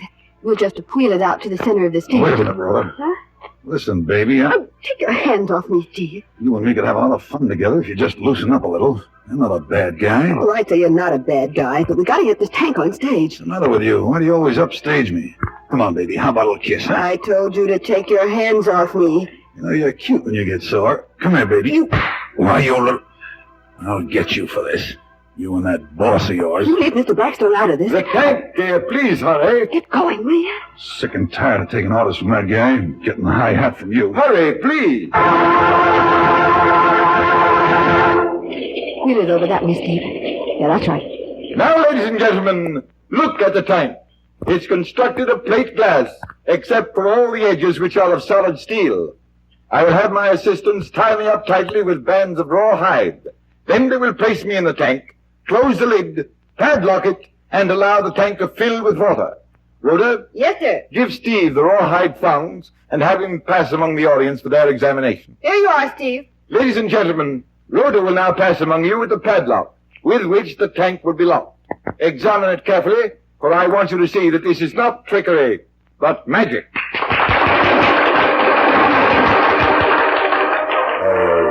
What's the matter, Rhoda? Why don't you go down into the audience? I'm waiting for Steve to get back on the stage. I can't stand that. There's an act going on, Rhoda. Your personal feelings for Dakin can wait until after the show. Then we'll settle it. Okay, Maestro. I'm sorry. I hear the thongs, Mr. Blackstone. Thanks. Now, look here, Steve. Better lay off Rhoda for a while. You asking me or telling me? Well, since you put it that way, I'm telling you. Suppose I do just as I darn please. Then, as soon as the show is over, you'll be looking for another job. Hey, what's Rhoda to you? The best assistant I ever had, and I'm not going to have her annoyed. That's orders, Dakin. Here's the padlock, Blackstone. Good. And now, ladies and gentlemen, my assistants will bind me tightly with rawhide bands. Watch carefully to see that there are no tricks. There you are. That's right, Rhoda. Yeah, I got it. Tighter, Steve. Okay. Up there. Now. You, sir, in the front row. Would you say these thongs were tight and truly tied? Why, yes, I'd say they were. Good. And now my feet, Steve. That's it. Okay, there you are. Tighter, much tighter. That's there. That's more like Hot enough? Yeah, that's fine. Now, Steve, please carry me to the tank. Okay. Thank you. Rhoda, open the lid. Right. And now, ladies and gentlemen, I am about to be placed in the tank. You will see the tank filled with water. And the next thing you see will be Blackstone, a free man. Put me inside, Steve. All right. Now, close the lid. And then padlock it. And now, ladies and gentlemen, I will turn on the water that will fill the tank.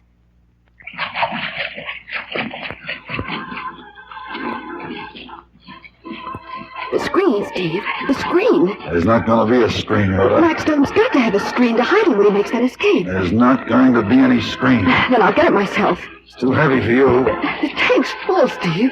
I'm warning you, if you won't bring that screen over to cover Blackstone's escape, I'll scream and tell the audience that you're trying to murder him. Go ahead and tell the audience. They'll think it's part of the act. That tank's full of water, Steve. He can't stay in there forever. Well, then let him get out. He can't without showing the audience how it's done. Oh, please, Steve, we can't have him fail. I told you I'd get even with you. If anything happens to your boss, Rhoda, it's your fault. Remember that. It's your fault. You did it. Steve, you're out of your mind. Let go of me. Help! You think this is part of the act, Rhoda? Blackstone will drown, and I'm going to strangle you. Please.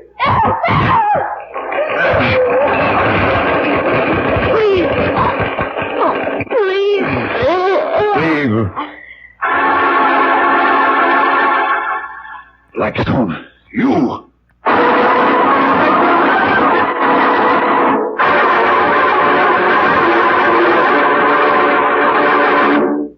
Gosh, you certainly got out of that tank in the nick of time. Oh, my neck still hurts whenever I think about it. Well, but how did you do it? Did the audience see how you got out of the tank? No, they didn't, thanks to Steve Dakin. What do you mean?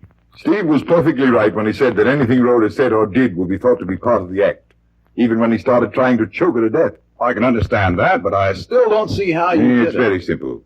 When he started to strangle Rhoda, the audience was so fascinated with watching them that they stopped looking at me, and I made my escape.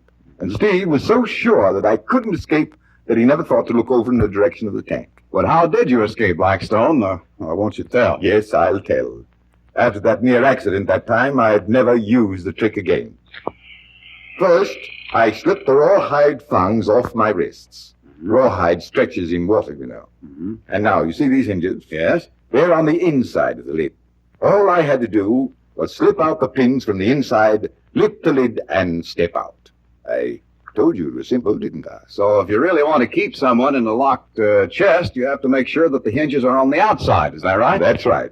But there's a way of getting out of that kind of a chest, too. One I won't tell you, though. Well, tonight I have a trick for you, Blackstone. You mean you're going to do a trick, Don? Oh, no. I mean, I want Blackstone to do a trick, but on my terms. Well, Don, that's a bit too exacting. Suppose, for example, you ask me to produce an elephant right here in the studio. Well, I wouldn't expect you to do that. But he could, you know. Of course I could, but I wouldn't be able to teach it to our listeners. We're supposed to be dealing in simple tricks, you know. Well, that's all I want, a simple trick. I want you to name a chosen card. Now, that's easy, Don. Here's a pack of cards. Take one. Oh, no. I want you to name it before I take it. Why? That's impossible. Nothing is impossible to a magician, Rhoda. Here, Don, shuffle the pack. Now, all I need is an ordinary table knife. Oh, here's one. Good. Now to the pack is shuffled. I hold it face down. Then I push the knife right into the pack. Fair enough? Perfectly fair. Now, Don, you are to take the card above the knife, and that card will be the 8 of diamonds. That's just a guess, because, well, you couldn't possibly see the card. Say. Oh, what is it, Don? Well, the card is the 8 of diamonds. Oh, here, let me shuffle that pack. Yeah. Now, insert the knife, Blackstone, Very well. and see if you can name the card I'm going to take. All right, here goes. And we push the knife blade, and then lift the top off the pack. And what's the card? Quick, without looking. The King of Clubs. And it is the King of Clubs. Oh, there must be some trick to it. There is a trick to it, Rhoda, and if you can't figure it out, I'll be back in a few minutes to explain it. It's none other than Blackstone, the magic detective. Proof once again that magic is not just a fantasy you can read about in the funny pages, but is very real and alive on the radio. With a flick of the dial and an ear for the eerie, adventure awaits those who follow Blackstone, the Magic Detective, which will be here again next week to offer another installment of their wild and exciting adventures here on Dimestore Radio Theater, Sheena's Jungle Room, and WFMU.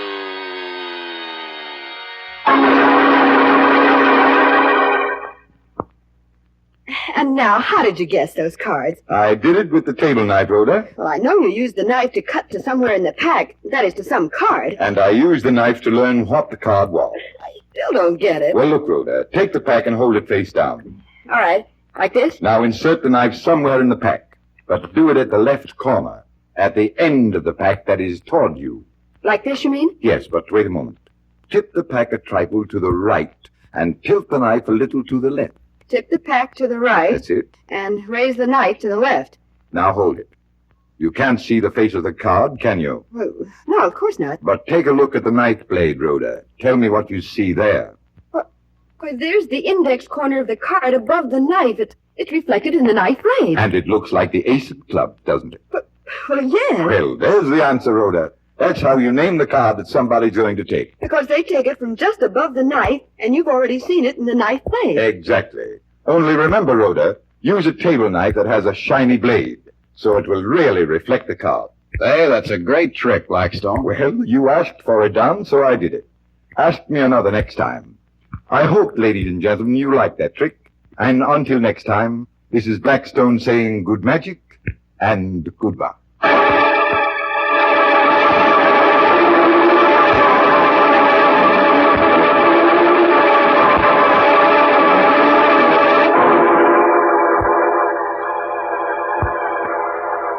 Be with us next time when the world's greatest living magician, Blackstone, tells us the story of the Midway Robberies and explains more tricks that you yourself can perform.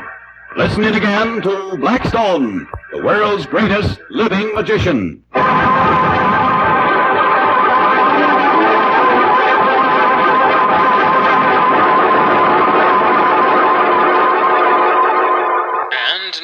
For our fourth and final installment, Dimestore Radio Theater presents X-1 with The Old Die Rich.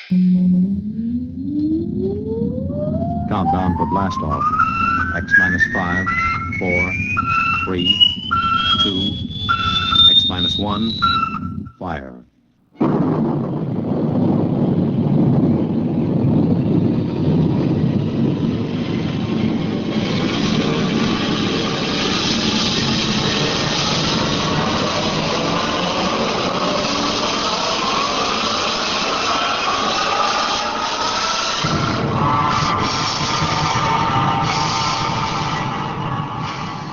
From the far horizons of the unknown come transcribed tales of new dimensions in time and space. These are stories of the future, adventures in which you'll live in a million could-be years on 1,000 maybe worlds. The National Broadcasting Company, in cooperation with Galaxy Science Fiction Magazine, presents X-1.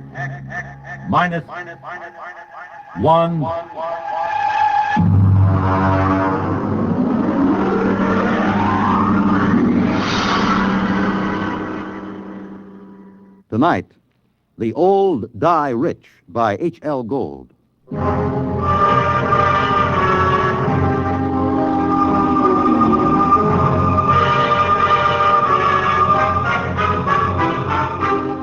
The uniformed armed cop at the door told me to get lost.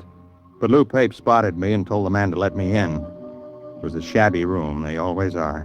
There was a woman on the bed, an old woman with white hair, thin enough to show the tight-drawn scalp. The medical examiner was going over her as if she were a side of beef that you had to put a federal-grade stamp on. When are you going to stop taking this ham friend of yours around to these cases, Sergeant, just to gratify his morbid curiosity? Forget about Weldon, Doc. What did she die of? Not eating, malnutrition. Oh, now look, Doc, in the top bureau drawer, she had bank books showing $32,000 from 5 different banks. Now, she had the price of a meal. Malnutrition induced by senile psychosis. They starve because they're less afraid of death than digging into their savings. I don't know, Doc. It doesn't feel right to me. Listen, Weldon, just because you get up on a stage or on some half-baked television show and make believe you're 70 years old doesn't qualify you as an expert on gerontology. Maybe not, Doc. But I went bald at 25, and I've been playing old men ever since. There's a lot more to it than just shuffling around and talking in a high-cracked voice. Yeah, there hasn't been an actor since Otis Skinner. Maybe. But the way I work, I have to get inside the character. I have to decide when he was born, how he got along with his father, where he went to school, what he thinks of women, everything about a character. There isn't a one of them these days can make themselves heard past the 5th row. Look, I'm serious. Now, I've tried imagining myself growing weak from hunger. I've tried to think of not even spending a nickel to keep me from dying. I just don't believe it. It isn't right. I don't feel it. Well, lucky for me, I don't have to feel these things inside of me because I'm a doctor, not an actor. Sergeant, malnutrition induced by senile psychosis. I order the wicker basket from Bellevue. So long, Barrymore. Well, he's right, Mark. We get a couple of these cases every year. Some old bat starving to death with $17,000 in old bills pinned on his union suit. Turns up all the time. Hal, it doesn't feel right. Well, he knows his business. But he doesn't know old people. I do. It isn't easy to starve to death. Not when you can buy day-old bread at the bakery or wilted vegetables the grocer's ready to throw out. Anyone who's willing to eat that stuff can stay alive from day to day. Hunger's it's a pretty potent instinct. Maybe they get too sick to go out after old bread or wilted vegetables. It takes weeks to die of starvation. Did you ever try starving for weeks, Lou? No, did you? Well, the point is somebody would find out, a janitor, a landlord, somebody, and they'd get him to a hospital. Forget about it, Mark. Can't argue with it. Here there were 5 bank books, $32,000. Yeah, she took good care of them. They look almost new. Sure she did. Most important thing in the world, huh?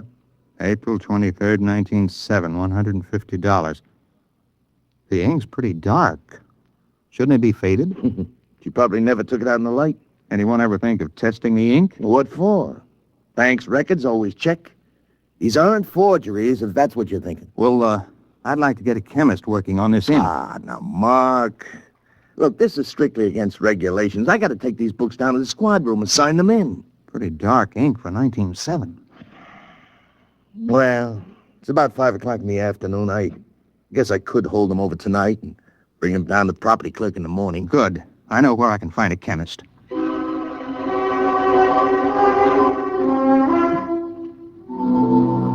Mr. Weldon, there's no doubt of it. The ink sample is typical of inks used 50 years ago.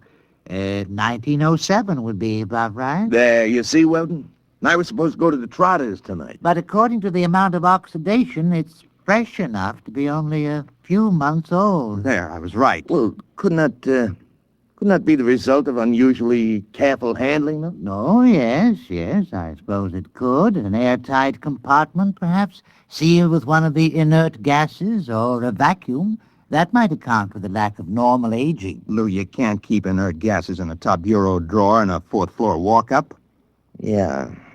Well, it's probably some simple explanation. For fresh ink, half a century old.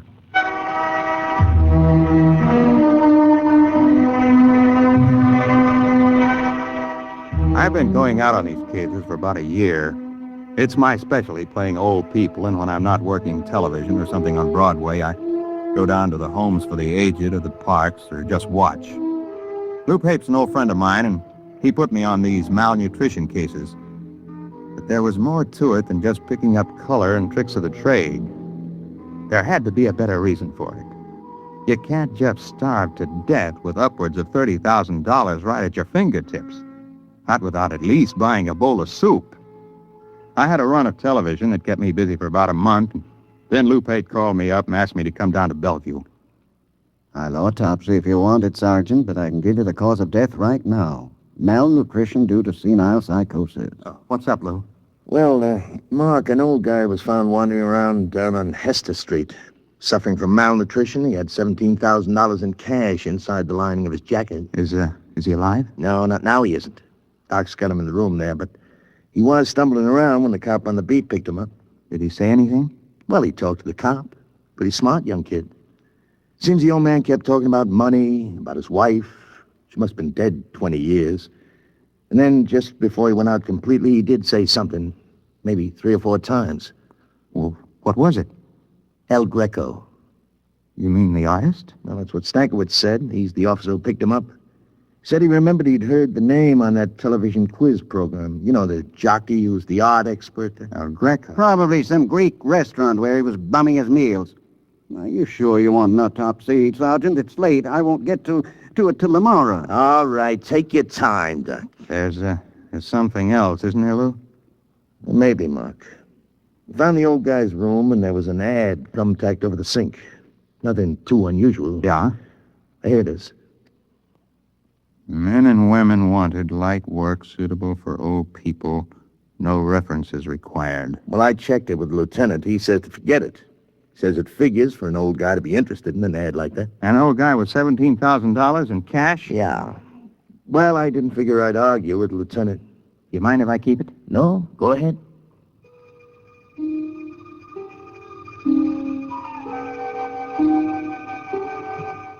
It was an old brownstone house in the East 80s. I got in line with the rest of the applicants. My face was lined with collodion wrinkles, and I wore an antique shiny suit and run-down shoes. It was a good makeup job.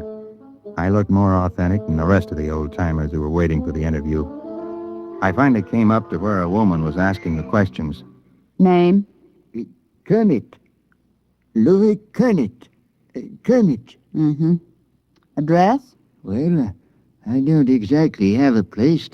I've been staying with a fella down on 12th Street, a friend of mine. I met him in the cafeteria. Mm-hmm. Previous occupation? Well, I worked at a lot of things. Used to be a printer way back. I could hand set... Do you have any references? Well... Family? No, ma'am. I haven't got any family. I had a cousin in Salt Lake City, but I haven't seen him in 30 years or more. The ad said you didn't need no references. Well, that's right. Now, when you wait in the other... Do I get the job, ma'am? Just wait in the other room.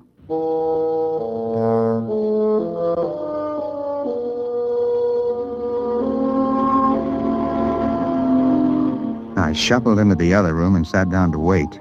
I concentrated on building a character for Louis Kermit. If I was going to carry this through, I was going to have to play a better performance than I'd ever given before. About half an hour, a young woman came into the room. I'd planned to be dozing the way an old man would, and so my eyes were closed when I heard the door close. When I opened them, I was looking into the barrel of a .38 revolver. Are you awake now, Mr. Weldon? Huh? Ma'am? I don't think you need to carry on anymore. If you need any further convincing. You are Mark Weldon. You're about 40 years old, and you played this same character on television about 6 weeks ago, and you played it fairly well. Thank you. Would you mind putting down that gun? Yes. Why did you apply for this position, Mr. Weldon? You're not old. Not really. Well, as a matter of fact, it was a bet. I was having an argument about the method with an actor who trained at the Old Vic. I bet him that I could get by off the stage. Yeah, well, don't bother. You've been very busy recently trying to find out why senile psychotics starve themselves to death. How did you know that? Well, I happen to know that you've been present at several police investigations into these cases, and you're a good friend of Sergeant Lou Pate. Well, you know a great deal more about me than I do about you. Well, I would be glad to enlighten you. My name is May Roberts. I'm the daughter of the late Dr. Anthony Robert, the physicist, who was dismissed from the Brookhaven Atomic Energy Laboratory 5 years ago. I assume you're connected with these starvation cases, or you wouldn't have known I was investigating them. Well, that's obvious, isn't it? I'm not afraid of professional detectives, Mr. Weldon. They deal only with facts. But I don't like amateurs. They guess too much. They don't stick to reality. Consequently, they're likely to get too close to the truth. Unfortunately, Miss Roberts, I'm nowhere near the truth. I haven't the slightest idea how you're tied in with those starvation Well, I deaths. intend to show you, Mr. Weldon.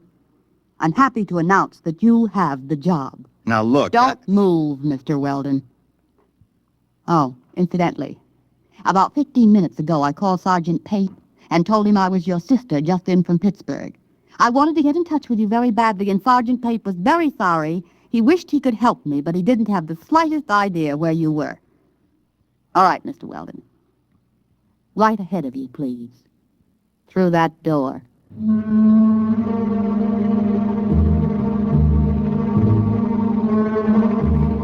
She didn't look like the kind of girl who could get to hold the gun on me as I went down the hall. So that's all I did, just go down the hall.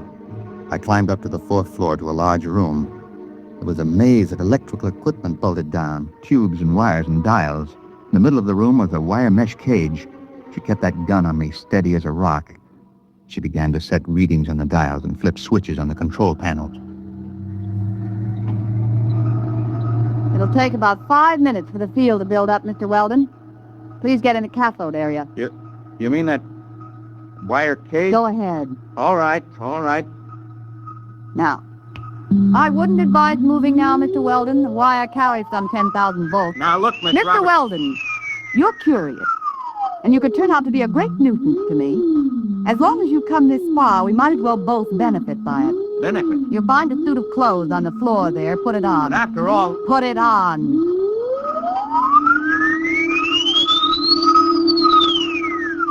I didn't know whether she was bluffing about the electric charge, but the revolver looked real enough, so I stripped and changed into the other clothes.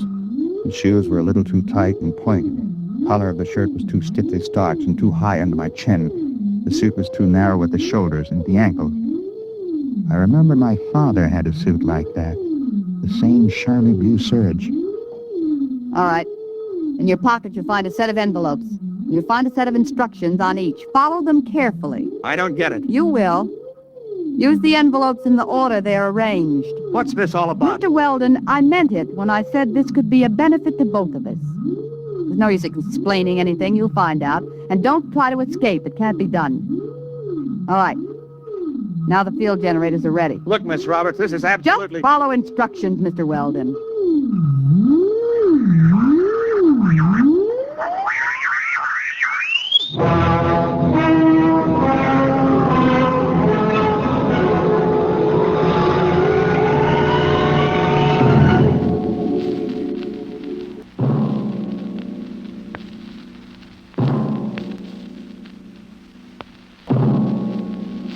X-1 is brought to you by Sheena's Jungle Room and Mid-Valley Mutations.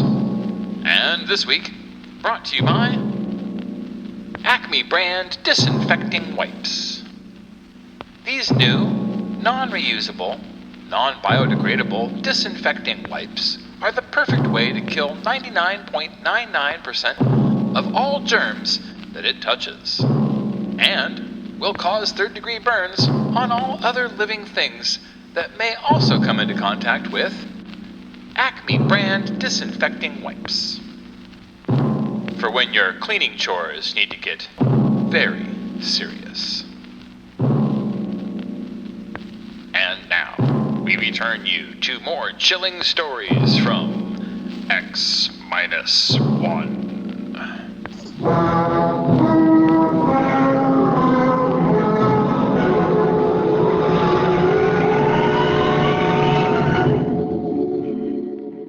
I blinked. I was standing outside a bank on a sunny day in spring. I stared at the people passing by. They were dressed like the characters in the 1930 movie. The women wore long dresses and flower pot hats. Men had hard straw hats. Suits with narrow shoulders. Cars were square with flat radiators in the front. There was a trolley car passing by, and suddenly I realized that the last trolley car stopped running in Manhattan years ago. I tried to figure it out. It was New York, all right. I recognized some of the buildings. First, I figured it must have been hypnosis. And then I looked at the first of the envelopes in my pocket. I read it and walked into the bank. Yes, sir. Our Mr. Golden tells me that you wish to open an account. Yes, that's right. Uh-huh. Well, we're very happy to have a new depositor. Very happy indeed. Of course, you realize the institution is in sound condition, very sound. You needn't worry about all those rumors in this bank. No, sir. Solid. Well, that's good. All right, now then, name? Mark Weldon. You have no address in the city at present? No. And you're depositing $150? That's right. All righty. I'll just check the slip here. $150, right. And the date, May 15th, of course, 1931. 31? The Depression. Oh, now, Mr. Weldon, this is a very good year for business. This temporary recession is bound to abate. Sound banking policies will see us through. It's just around the corner, you know. What? What is? Prosperity. All right, Mr. Weldon, we're very happy to have your account.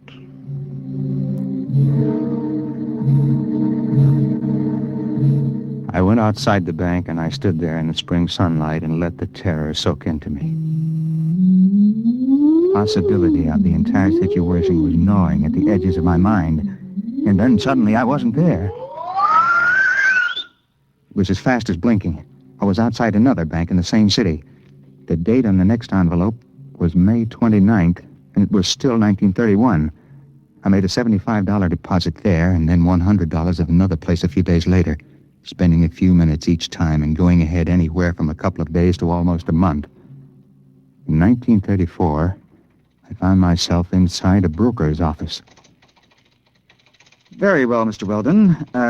As I understand it, you are buying this stock for a Dr. Anthony Roberts. That's right. I assume the stock will be in his name? That's right. I'm just acting as agent. I follow instructions. Of course. Well, are you sure I can't convince you that you're making a big mistake? No, these are my instructions. Well, now, Mr. Weldon, we are a reputable brokerage house, and, well, frankly, I feel quite shaky about putting our clients' money into this kind of security. There's no future in it. It's a rare metal for which there's very little use for industrial purposes, and, however, if your client is adamant. I have my instructions. Very well, then. In the name of Dr. Anthony Roberts, 100 shares of Montana uranium. Most unwise.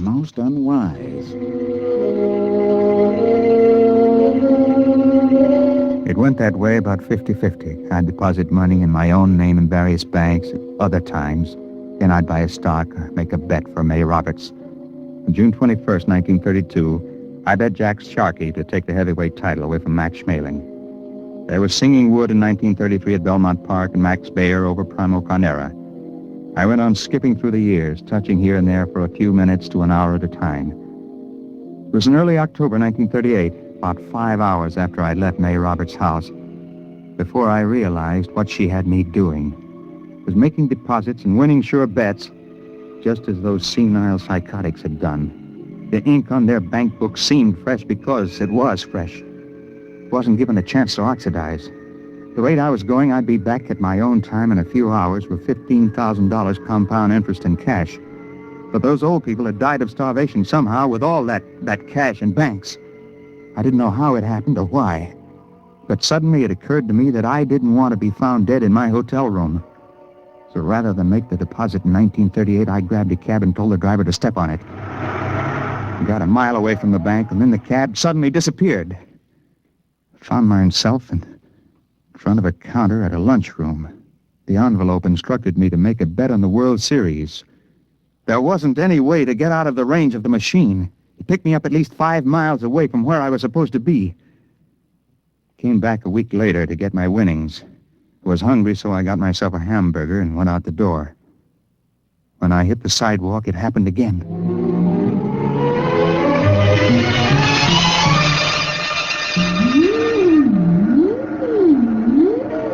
Don't touch the cage yet, Mr. Weldon.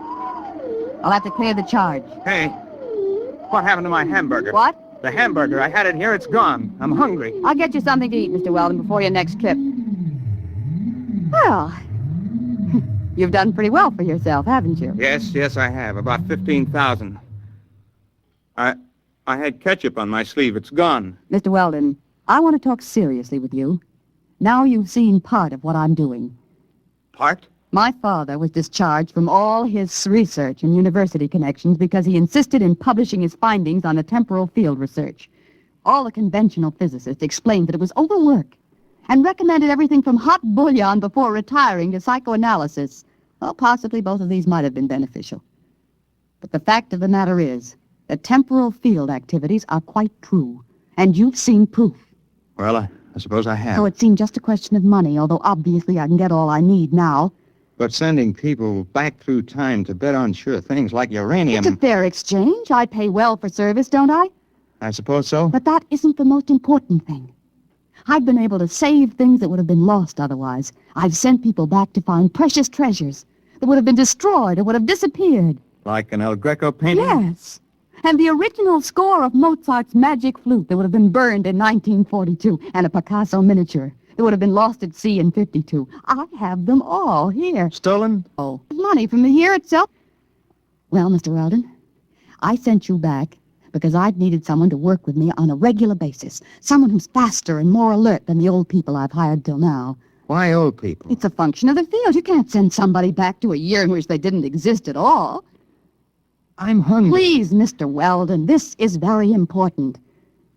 My father died trying to prove the validity of his field theory to conventional scientists, and I don't intend to bother.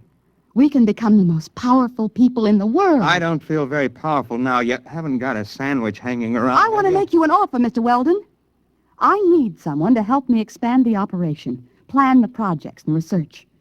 I chose you because I was afraid that you might hit on the truth by yourself. Can I come out of this cage Be careful. now? Don't touch the contacts. The field reacts on a random factor for at least an hour after it's cut off. I'll be careful.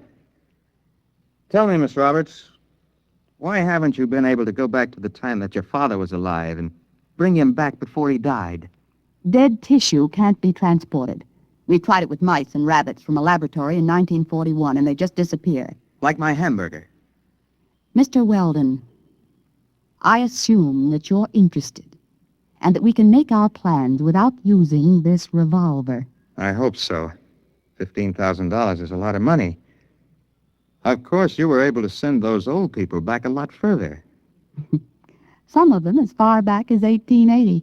How long would they be gone? I mean, in subjective time. Several weeks. Perhaps a month or more. There's only one problem, Miss Roberts. No, I'm sure we can work out any details. Well, this one is a little hard to work out. You see, I'm hungry. I haven't been this hungry since I got lost on a hunting trip and went without food for 3 days. You see, you forget I've got an interest in this business. Because they found some old people dead of malnutrition and $30,000 or so tucked away in their pockets. They had been gone a month or more, and they had to eat during that time, didn't they? When they came back, the food disappeared like my hamburger. It disappeared all at once, all over their body. In one fast jolt, they starved to death. No, you don't understand. They just couldn't take the field transition. They were too old, some of them, and they lied to me about their age to get the job. Oh, no, you can't tell me that because I know how hungry I am. And I was only gone about 12 hours. They were murdered. Get back. You know, they say a hungry man gets mighty desperate. He'll do almost anything. Let go. Let go. Let go of it. Oh, my arm. Look out. Look out. The cage. The contact.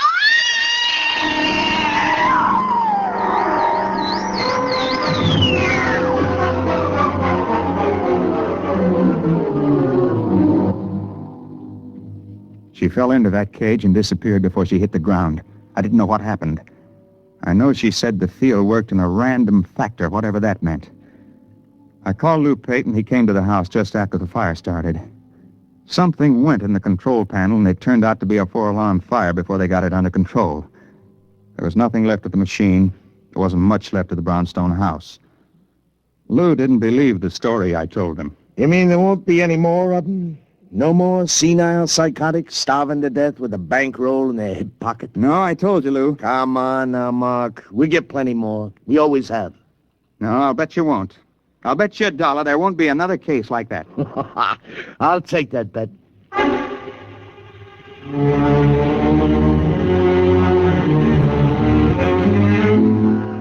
I lost the bet. There was one more case. And perhaps it was the strangest one. A woman was found wandering in Bryant Park just before she died of acute starvation. One strange thing was she was young, not more than 30. And the other was she had $17,000 stuffed in her pocketbook and a bullet wound in her arm the medical examiner said was at least 2 months old. I guess that's what she meant by the random factor.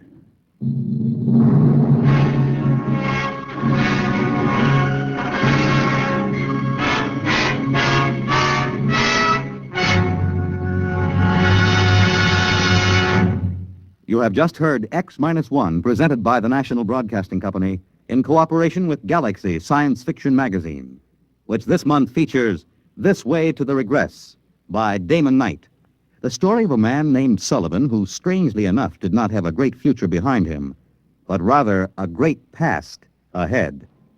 Galaxy Magazine, on your newsstand today. Tonight, by transcription, X-1 has brought you The Old Die Rich, a story from the pages of Galaxy written by H.L. Gold and adapted for radio by Ernest Kenoy. Featured in the cast were Jim Bowles, Jan Miner, Bill Zuckert, Guy Repp, Wendell Holmes, Ralph Camargo, and Ivor Francis. Your announcer, Fred Collins. X-1 was directed by Bob Maurer and is an NBC Radio Network production.